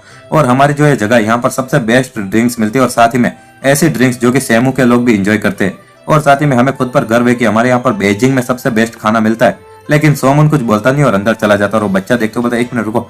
और वो मन में सोचता है कि एक सोने का सिक्का वो मेरी 1 साल की पगार से भी ज्यादा है यार। और आगे वो बोलता है तो अलाउ कीजिए कि मैं आपको कुछ अच्छे सीट पे लेकर चलूं और इस तरफ आइए सर। और इसी के साथ में वो सोमन को एक जगह पर लेकर जाता है और बहुत सारा वहां पर खाना भी होता है। आगे वो बच्चा बोलता है ये ग्रीन बैम्बू लीफ का शराब है और साथ ही में ये बहुत ही ज्यादा इसको 1 दशक लगा था बनाने में। और इसी के साथ में वो बोलता है कि साथ ही में ये जो बतख की डिश है ये हमारे बीजिंग की एकदम गर्व वाली चीज है। और सोमन उसको खाते हुए बोलता है ओए और मुझे कुछ कपड़ों की जरूरत है पहनने के लिए। और वो बच्चा बोलता है ठीक है सर और मैं अभी आपको लिए तुरंत कपड़े लेकर आता हूँ। और आज के दिनों में जो सफेद कलर के आउटफिट होते हैं और साथ ही में बाहर की तरफ काले कलर की ड्रेस वो फैशन में और वही चीजें वॉरियर्स ज्यादातर पहनते हैं। सोमन बोलता ठीक है सुनने में तो अच्छा लग रहा है। और वो बच्चा बोलता ठीक है तो मैं जल्दी आ जाऊंगा और ऐसा बोलकर वो भागने लगता है। और तभी सोमन बोलता रुक जाओ और वो बच्चा रुक कर पीछे मुड़ता है और सोमन बोलता है तुम्हें कपड़ों के लिए पैसे की तो जरूरत पड़ेगी। वो बच्चा कहता है एक्सक्यूज मी और नहीं आपने मुझे पहले जो दिया था उतना काफी है। सोमन बोलता है कि वो तो तुम्हारे मेहनत के लिए था और इसी के साथ में वो एक और सोने का सिक्का देता है। और वो बच्चा बोलता thank you very much sir. और आगे वो भागते हुए बोलता है कि आज सच में मेरा जैकपॉट लग गया यार। और तभी वो वापस आते हुए बोलता सर और ये जो कपड़े हैं ये एकदम प्योर एकदम सबसे अच्छे सिल्क से बने। सोमन बोलता है कि थैंक्स। और इसी के साथ में वो और शराब लेते हुए बोलता है कि चलो और मुझे बताओ कि यहाँ से सिचुआन कितना ज्यादा दूर है? तो वो बच्चा बोलता है कि यहाँ से जो सबसे जो रोड जानी जाती सिचुआन जाने की बहुत ज्यादा बुरी है और ये बहुत ज्यादा मुश्किल है अगर जो सबसे पहली बार कोई जा रहा हो आपकी तरह सर। और लेकिन भले ये दूर है लेकिन यहाँ पर कुछ लोग हैं जो कि वहां पर लगातार जाते रहते हैं। और अगर ये पास वाले विलेज की बात है तो सोमन बोलता कौन? तो वो बच्चा बोलता है कि एक ऑर्गेनाइजेशन जिसके अंदर के बहुत सारे ऐसे लोग हैं और उनको एस्कॉर्ट एजेंसी कहा जाता है और वो लोग वहां पर हर एक बार जोंगियान से होते हुए जाते भले वो कितना भी खतरनाक और दूर हो। और क्या आपने मार्शल आर्ट की ट्रेनिंग की हुई है सर? तो सोमन बोलता है कि हाँ इतनी काफी है जितना मैं खुद की रक्षा कर सकता हूँ। तो बच्चा बोलता है कि वाह तब तो आपकी प्रॉब्लम सॉल्व हो चुकी है और अगर आप उसकी एजेंसी को ज्वाइन करोगे एक गार्ड के रूप में तो आपके जितने भी खर्चे वगैरह वो भी कवर हो जाएंगे और साथ ही में आपके पास में बात करने के लिए भी कुछ लोग रहेंगे और जबकि आपको पैसे भी मिलेंगे। और आगे वो बोलता है ज्यादातर यहाँ पर जितने भी लोग हैं वो भी उस एजेंसी के लिए गार्ड ही बनना चाहते थे। और इसी के साथ में हम देखते हैं कि थोड़ा टाइम और बीत जाता है। सोमन कपड़े वगैरह बदल कर बोलता है कि 1000 माइल एस्कॉर्ट एजेंसी ये नाम था। और आगे वो बोलता है कि 1 मिनट और क्या ये यहाँ से राइट था या लेफ्ट था? और वो बोलता है अरे यार मैं तो खो ही गया। और इसी के साथ में वो एक सीटी बजाता है और हम देखते हैं कि आसमान से आयरन ब्लड आता है। और सोमन बोलता है कि एक बच्चा जो कि मेन इंजन से था और उसने मुझे बता दिया यहाँ से अगर मैं सीधा जाऊंगा और बाद में लेफ्ट लूंगा तो एक बड़ा मार्केट आएगा और एक ऐसा कुछ वो पूरा रास्ता बता देता है। और आयरन ब्लड कुछ बोलता है और सोमन बोलता है तो तुम समझ गए ना और जाओ। और इसी के साथ में हम देखते हैं कि आयरन ब्लड आसमान में उड़ रहा होता है और सोमन उसके पीछे जा रहा होता है और इसी के साथ में हम देखते हैं कि वो उस एजेंसी तक भी पहुंच जाता है। सोमन बोलता है ओह लगता है कि मैं यहाँ तक पहुंच गया यार। और वो बोलता है थैंक्स आयरन ब्लड। और आयरन ब्लड भी कुछ आवाज निकालता है। और इसी के साथ में जब सोमन उस गेट से होते हुए अंदर जाता है तो एक रिसेप्शन पर एक बंदा बैठा होता है। वो बोलता है कि आखिर तुम कहाँ पर जा रहे हो? सोमन बोलता है कि मैं यहाँ पर एक काम के लिए आया हूँ। तो बंदा बोलता है कि हमारे जो गार्ड के लिए जो हम यहाँ पर इकट्ठा कर रहे थे लोगों को वो ऑलरेडी खत्म हो चुका है समय, तो तुम अगली बार वापस आना। सोमन बोलता है लेकिन मैं बहुत ज्यादा दूर जगह से आया और मैं ऐसे बिना कुछ पाए नहीं जा सकता। तो बंदा कहता तो तुम्हें थोड़ा जल्दी आना चाहिए था। सोमन बोलता तो आखिर अगली बार तुम गार्ड्स को वापस कब तक हायर करोगे? तो बंदा बोलता कुछ बोला नहीं जा सकता और हम लोग तब हायर करेंगे जब और ज्यादा हमें सफर के लिए पैसे मिलेंगे कहीं पर जाने के। और इसी के साथ हमारा ये चैप्टर भी यही खत्म होता है। अगर आपको वीडियो पसंद आती है तो लाइक शेयर एंड सब्सक्राइब कर देना। मैं डेली ऐसे वीडियोस लाता रहता हूँ। Thanks for watching.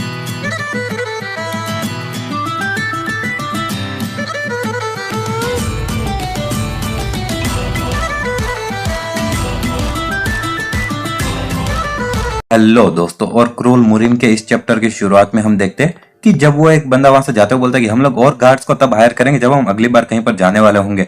लेकिन तभी सोमन उसके सामने आ जाता है और कहता है कि प्लीज तो मैं चाहता हूँ कि मैं आपके दूसरे किसी काम में मदद करना चाहूंगा। और वो बंदा कहता है तो क्या तुम सच में हमारे लिए इतनी ज्यादा बुरी तरह से काम करना चाहते हो क्या? तो सोमन बोलता है कि हाँ। और ये मेरा सपना है कि मैं 1000 माइल एस्कॉर्ट एजेंसी का एक गार्ड बनूं। और सामने वाला बंदा कहता तो तुम चाहते हो कि तुम हमारे यहाँ पर एक सामान उठाने वाले के रूप में काम कर सकते हो। और सामने वाला जो सोमन होता है बोलता है सामान उठाने वाला। वो बंदा कहता क्या तुम नहीं करना चाहते क्या। सोमन बोलता नहीं नहीं, मैं अपनी पूरी कोशिश करूंगा ये सब काम करने की अच्छे से।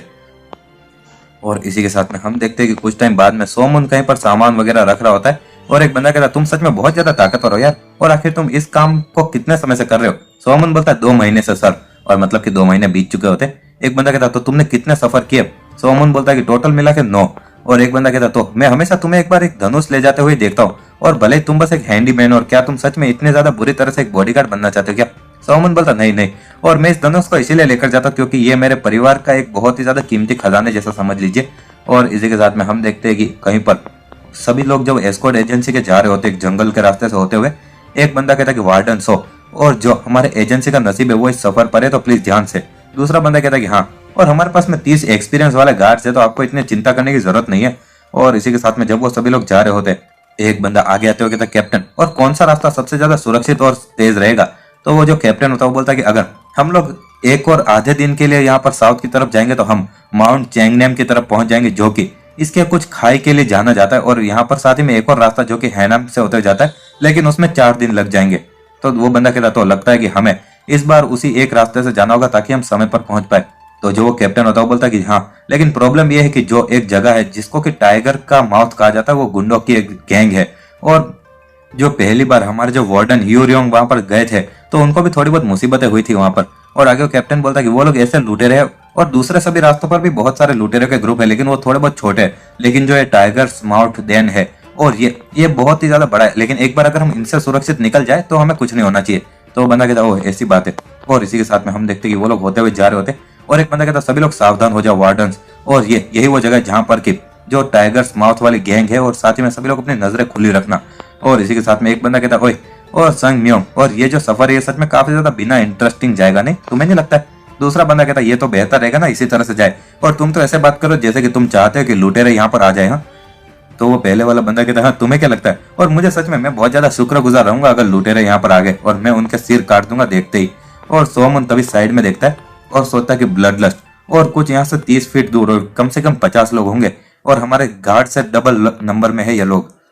और तभी जो आगे चल रहा होता है वो गार्ड बोलता है सभी लोग रुक जाओ, और सामने से कुछ लुटेरे आते भागते हुए, और एक गार्ड बोलता है कि सभी लोग सामान की रक्षा करो।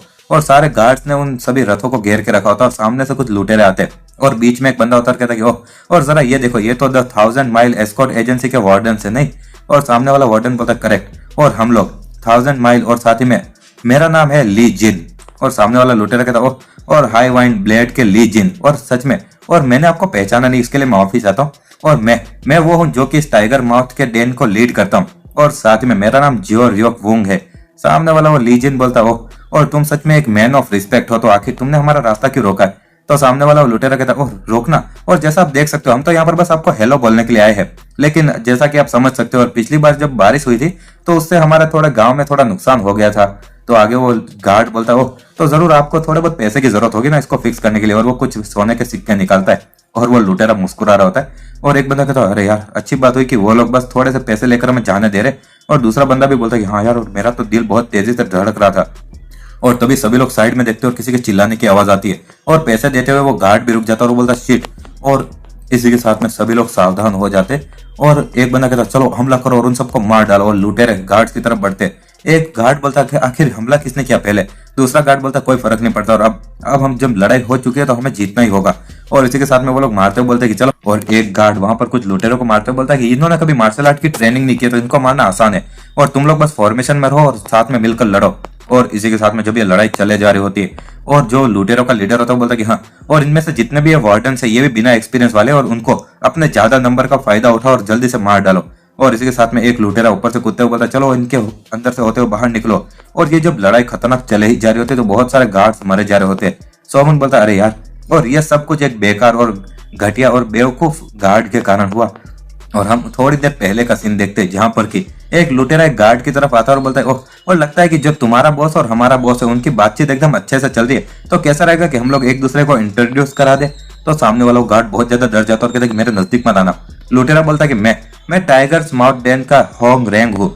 और आगे वो बोलता है कि क्रिम्सन वुल्फ होंग रेंग गर्र, और ऐसे वो हंसते हुए डरा रहा होता है। तो सामने वाला गार्ड बोलता है कि मैंने कहा कि मेरे नजदीक मत आना, और वो अपनी तलवार से एक मारता है और सामने वाला लुटेरा चिल्लाता है, और इसी के साथ में ये लड़ाई शुरू हो चुकी होती है। और हम देखते हैं कि सोमन वहां पर उस घोड़ा गाड़ी के ऊपर चढ़ता है। कैप्टन बोलता है कि बच्चे और पीछे रहो, और तुम अपनी जिंदगी खो बैठोगे अगर तुम बीच में पड़े।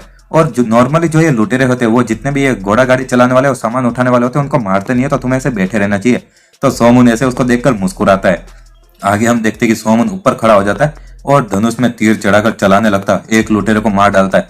और इसी के साथ में जो उनका लीडर होता है वो कुछ नोटिस करता है और बहुत सारे तीर चलते हैं और कई सारे लुटेरे और मर जाते हैं। वो लीडर बोलता है क्या, और आखिर ये तीर कौन चला रहा है? और सामने वाला गार्ड का लीडर बोलता है कि तुम्हारा दुश्मन मैं हूँ, और वो एक मारकर उस लुटेरों के लीडर के छाती पर मार डालता है। और सभी लोग बोलते हैं चलो भागो यहाँ से, और अभी हम लोग यहाँ से भाग रहे हो, सभी पीछे हट जाओ। और जो गार्ड्स का लीडर होता है वो बोलता है अरे यार, और ये कितना ज्यादा बेकार तबाही मच चुकी है। एक बंदा कहता है कि हमारे यहाँ पर 11 लोगों की मौत हो चुकी है और 17 को चोट लग चुकी है सर। और वो गार्ड्स का लीडर बोलता है कैप्टन, और जल्दी से यहाँ पर चलो, और जल्दी से जल्दी यहाँ पर जितनी भी बॉडी से उनसे निपट लो। और आगे वो बोलता है कि चलो, और जितने भी जो गार्ड्स है जो कि अब घोड़े को राइड नहीं कर सकते वो लोग इन गाड़ियों के ऊपर आ जाओ। और आगे वो गार्ड्स का कैप्टन सोमन की तरफ आते हुए बोलता है कि वो तीर चलाने की स्किल्स काफी ज्यादा एक्सीलेंट थी, और तुम सच में तुमने हमारी जिंदगी बचा ली। और आखिर तुम्हारा नाम क्या है? सोमन बोलता है मेरा नाम सोमून है सर, वार्डन। और वो वार्डन बोलता है कि ओह, और तुम सच में सामान उठाने के लायक नहीं हो, तुम्हारे जैसे इंसान को और ज्यादा बड़ी पदवी मिलनी चाहिए। सोमन बोलता है कि मुझे बचपन से ही शिकार करना बहुत ज्यादा पसंद है और इसीलिए मैं धनुष के साथ में थोड़ा बहुत अच्छा हूँ। और इसी के साथ में हम देखते हैं कि ये सफर भी ऐसे वो चलते रहते और वो लोग उनके उस जगह तक पहुंच जाते हैं जहां पर कि एक जगह का नाम, जिसका नाम टेवा बैंक होता है। और वहां पर कुछ लोग एक जगह पर दवाइयां बना रहे होते हैं। एक बंदा कहता है अरे यार, और पिछले कुछ दिनों से बस ऐसे दवाई बनाते रहने से मेरे मुंह का स्वाद भी कड़वा हो चुका है। दूसरा एक बंदा कहता है अरे यार, हम और कुछ कर नहीं सकते नहीं जब तक कि जितने भी चोट लगे हुए सिपाही ठीक नहीं हो जाते। आगे एक बंदा कहता है लेकिन एटलीस्ट अब जब हम लोग यहाँ पर आ ही गए तो हमने शाओलिन मंदिर को तो देखना चाहिए नहीं। दूसरा बंदा कहता है बेवकूफ, और तुम्हें क्या लगता है कि जो कैप्टन है वो बस तुम्हें ऐसे जाने देंगे? और है भगवान। और तभी पीछे से कोई आता बोलता एक्सक्यूज मी, और सोमन बोलता है कि जो शाओलिन टेम्पल है वो यहाँ पर पास में ही है क्या? तो एक बंदा कहता है कि हाँ, जरा वो देख रहे हो उस पहाड़ के पीछे माउंट सूंग है और वहीं पर शाओलिन टेम्पल लोकेटेड है। सोमन बोला तो आखिर वो यहाँ से कितनी दूर है? तो वो बंदा बोलता है कि यहाँ से कुछ 50 मील के आसपास होगा।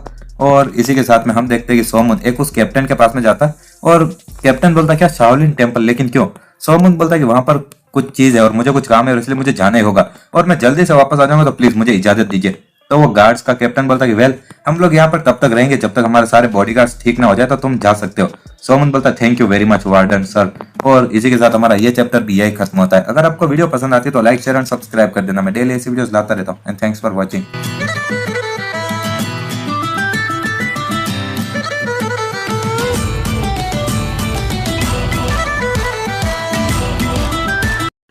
हेलो दोस्तों, और क्रूअल मुरिम के इस चैप्टर की शुरुआत में हम देखते हैं कि कहीं पर जंगल में जहां पर एक हिरण होता है वो भी वहां से डर कर भागने लगता है, लेकिन तभी सोमन उसके आगे पहुंच जाता है एक पल में। और इसी के साथ में हम देखते हैं कहीं पर कुछ बच्चे खेल रहे होते हैं और एक लड़की बोलती है कि हाँ, और खाओ मेरा 100 स्टेप्स डिवाइन फीस्ट। और दूसरा एक बच्चा बोलता है ठीक है तो चलो, और मैं भी तुम्हें मेरा डिवाइन फिंगर स्नैप दिखाऊंगा।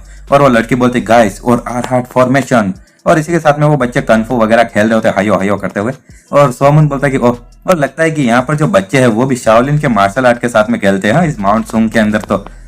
और इसी के साथ में हम देखते हैं कि शाम हो चुकी होती है और कहीं पर शाओलिन टेम्पल होता है और सोमन उसके गेट के सामने होता है और बोलता है कि ओह, तो ये है holy land of Buddhist martial art और द शाओलिन टेम्पल। और इसी के साथ में जब वो अंदर जा रहा होता है तो एक बंदा बोलता है कि अमिताभ प्लीज वहीं पर रुक जाइए सर। और दूसरा एक बंदा बोलता है सर, और ये ऑलरेडी सर्विस के समय से बाहर हो चुका है, तो प्लीज आप क्या कल वापस आ सकते हो? सोमन बोलता है असल में मैं यहाँ पर सर्विस को अटेंड करने के लिए नहीं हूँ। और मन में सोचता शिट, और आखिर मैं इनको बोलूँ क्या, और मुझे इनको वापस टॉम्ब ऑफ हार्ट सूत्र देना ऐसा। और वो बोलता क्या मैं यहाँ के एबॉट से मिल सकता हूँ? तो दूसरा वाला मॉन्क बोलता है आखिर आपका हमारे यहाँ के पैट्रियार्च से मिलने का मकसद क्या है? सोमन बोलता है कि मैं उससे बस हेलो बोलना चाहता हूँ। दूसरा बंदा बोलता है कि हमारे पैट्रियार्च कोई ऐसे नहीं जो कि ऐसे किसी से भी मिल लेंगे बिना किसी कारण के, और प्लीज अपना कारण बताइए। सोमन बोलता है कि मेरा नाम यूलजी सोमून है और मैं यहाँ पर टॉम्ब ऑफ हार्ट सूत्र के बारे में आया हूँ। और दूसरा बंदा कहता है और मुझे क्या तुम्हें इस टॉम्ब ऑफ हार्ट सूत्र के बारे में कुछ पता है? दूसरा बंदा कहता है मुझे भी पता नहीं यार, और मुझे इतना पता है कि जो हार्ट सूत्र है वो क्या है, लेकिन कभी उसके टॉम्ब के बारे में मैंने नहीं सुना है।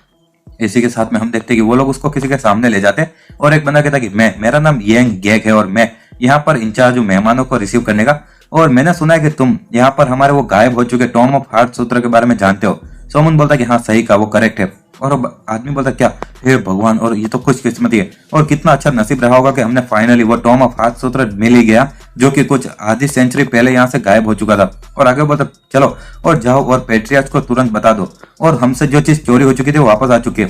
सोमन मन में सोचा चोरी, और दादाजी ने तो कहा था ना कि उसने बस शाओलिन टेम्पल से उधार ली थी, और ऑफ कोर्स, और कौन उनके फैक्शन का इतना महान खजाना ऐसे उधार दे देगा यार। और तब मेरे दिमाग में ये क्यों नहीं आया। और तभी एक बंदा आता है, कहता चलो और चलिए हम यहाँ से चलते हैं पैट्रियार्च से मिलने सर। और आगे हम देखते हैं कि सोमन वहां पर कहीं पर जाता है और वो लोग एक जगह पर बैठे होते हैं और बहुत सारे मॉन्क्स भी वहां पर बैठे होते हैं। एक बंदा कहता है कि मेरा नाम योंग गोहर, मैं इस मंदिर का इंचार्ज हूँ, और मैंने सुना कि आपके पास में जो टॉम ऑफ हाथ सूत्र है जो कि हमारे गायब हो चुका था उसकी कुछ इन्फॉर्मेशन है। सोमन मन में सोचा अरे यार, और वो लोग मुझे मार डालेंगे अगर उनको पता चलेगा कि मेरे दादाजी ने ही वो चुराया था, और मैं तो यहाँ से भाग भी नहीं सकता। और वो मॉन्क बोलता सर, सोमन बोलता ओ हाँ मेरे पास में वो है। और आगे वो मॉन्क बोलता हम इसको काफी ज्यादा लंबे समय से ढूंढ रहे थे और फाइनली। दूसरा एक बंदा कहता ये तो भगवान का ही काम है। और आगे एक बंदा कहता तो आखिर टॉम ऑफ हाथ सूत्र अभी कहाँ पर है। तो सोमन कहता हाँ उसके बारे में, और सभी लोग वो देखते रह जाते। और सोमन पीछे से वो थैला निकालता और उसमें से वो एक चीज निकाल कर देता है, और एक मॉन्क कहता अमिताभा, और वाव। और जब वो लोग उसको खोलते तो उसमें एक किताब होती है जिसपे लिखा होता टॉम ऑफ हार्ट सूत्र, और सभी लोग उसके सामने नमो करते हुए बोलते कि अमिताभा। और आगे एक बोलता कि अमिताभा थैंक यू सर, और ये खजाना हमसे एक गुनहगार ने कुछ 50 साल पहले चुरा लिया था और हमने कभी सोचा भी नहीं था कि हम ये वापस देखेंगे, लेकिन मुझे पता नहीं कि आखिर क्या बोलना चाहिए जब आप वापस इसको लेकर आ चुके हैं आपको। सोमन बोलता प्लीज, और मुझे ये बाई चांस मिल गया था। सामने वाला मॉन्क कहता बाई चांस। सोमन बोलता कि हाँ, और मैं 1000 माइल एस्कॉर्ट एजेंसी में अभी एक सामान उठाने वाले के रूप में काम कर रहा हूँ, और मैं अभी पिछले कुछ दिनों पहले एक गुफा में रहा था और बाद में जब मैं जंगल में खो चुका था तब, और वहां पर मुझे एक लकड़ी का बक्सा मिला, और जब मैंने उस बक्से को खोला तो वहां पर एक किताब थी और साथ ही में एक नोट भी लिखा था कि ये शाओलिन को बिलोंग करता है, और इसीलिए मैं इसको तुरंत यहाँ पर लेकर आ गया। और सभी लोग बोलते कि वाह इनक्रेडिबल। एक मॉन्क बोलता क्या आपने कहा कि आप 1000 माइल एस्कॉर्ट एजेंसी में काम करते हो। सोमन बोलता कि हाँ मैं वहां पर सामान उठाने वाला काम करता हूँ। तो एक मॉन्क कहता अमिताभा, और कितने इत्तेफाक की बात है नहीं, और वहां का जो लीडर है वो भी हमारे शाओलिन टेम्पल का ही स्टूडेंट रह चुका है। दूसरा एक मॉन्क बोलता है हाँ सही कहा, और उसका नाम जियोन वॉन सैम है, और साथ ही में मैं ही था जिसने कि उसको सिखाया था, और वो सच में काफी ज्यादा टैलेंटेड बच्चा था।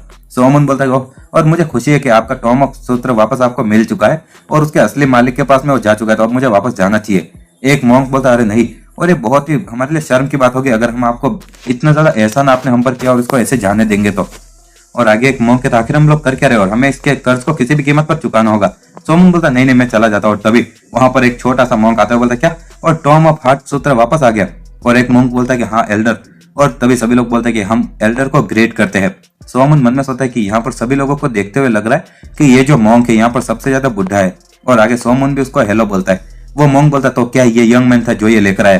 तो सामने वाला दूसरा मॉन्क बोलता है कि हाँ, और उसको एक गुफा के अंदर बाई चांस से मिल गया और हमें देने के लिए आ गया।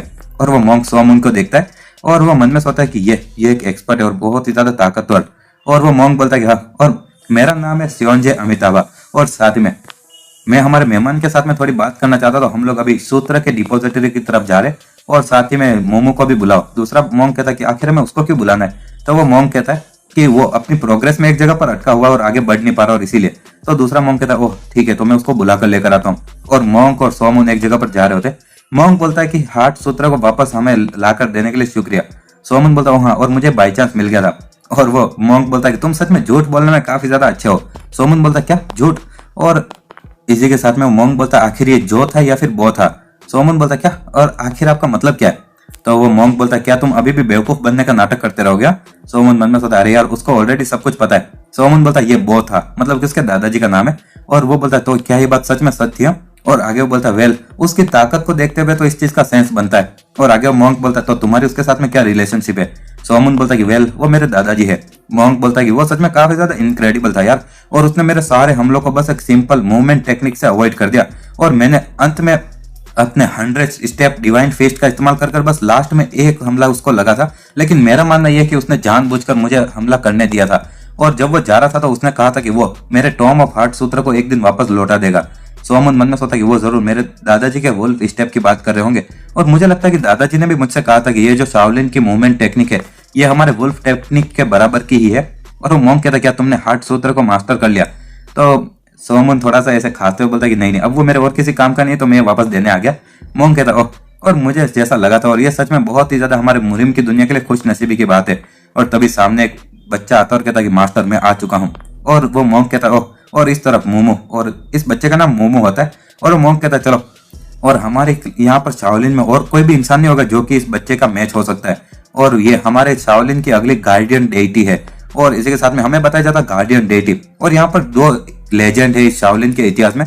सबसे पहला तो हर कोई जानता है इस दुनिया में, जो है शाओलिन के 108 नहान आर्मी। और ये शाओलिन के मॉन्क के द्वारा बनाई गई थी, जिसमें कि 108 सबसे मार्शल आर्ट में बेस्ट मॉन्क्स थे। और ये सबसे महान आर्मी थी जो कभी नहीं हारी थी। और कुछ 400 साल पहले जब एक बहुत बुरा सा एविल जिसका नाम की गंग था और जो इंसानों को मारने वाला था, और उसने एक ब्लड क्लैन बनाया था जिसको कि कोई रोक नहीं पा रहा था। और उसने मुरिम की दुनिया में बहुत सारे लोगों को मारते हुए अपना रास्ता बनाया था। और वो बोलता कि आखिर कौन मुझे रोकेगा, लेकिन वो भी हमारे 108 नाहान आर्मी के साथ में उनको छुए बिना ही हार गया। और बाद में कुछ 300 साल पहले एक आर्डियन डीमन जिसने के सारे क्लैंस को हरा दिया था जिंगियान के अंदर, और वो इतिहास के सबसे ताकतवर कहा जाता था डार्क रास्ते पर चलने वालों में। और लेकिन फिर भी वो इस 108 नाहान आर्मी के साथ में हार गया। और जो 108 नाहान आर्मी थी ये सबसे पहली अनडिफीटेबल लेजेंड थी जिसको कि पब्लिक जानते थे। और कुछ 40 साल पहले एक वॉरियर आ गया था जिसने की जो ब्लड प्रीस्ट था, जिसको कि जो खुद को अपने आप को लॉर्ड ऑफ डेथ बताता था, उसको कि उसका सिर काट दिया था। और उसके बाद में जो डेविल ऑफ 9 स्कूल और थंडर गॉड और इसी तरह से सभी लोग उसके हाथों से मारे गए थे। और बाद में कुछ 3 साल तक वो इधर उधर जाता रहा जोंगियान के अंदर, और एक जर्नी पर जहां पर कि वो इविल पाथ के जितने भी लोग थे उनसे लड़ता रहा। और एक बंदा बोलता कि हाँ, और जितने भी जो इविल है वो सब कुछ मेरे ही हाथों में रहेंगे सबसे, और मैं एब्सोल्यूट लॉर्ड हूँ इविल का। और उसने 477 लड़ाइयाँ की, और उसके बाद में वो मुरिम के जो काले रास्ते पर चलने वाले लोग थे उनका भगवान बन चुका था। और जू येन पोंग, और वो सेलेस्टियल डिस्ट्रक्शन ब्लेड था। और जो लोग उसको फॉलो करते थे उसके साथ में उन्होंने द डार्क पाथ ऑफ मुरिम के टॉप पर बनाया, और उसको द पाचोन कहा जाता है। और एक दिन वो भी शाओलिन टेम्पल की तरफ आया, और उसके साथ में उसने 108 नाहान आर्मी को भी अकेले हरा दिया था। और वो बोलता है कि हाँ, ये लोग कुछ भी स्पेशल नहीं। और इसी के साथ हमारा ये चैप्टर भी यही खत्म होता है। अगर आपको वीडियो पसंद आती है तो लाइक शेयर एंड सब्सक्राइब कर देना। मैं डेली ऐसे वीडियोस लाता रहता हूँ। Thanks for watching.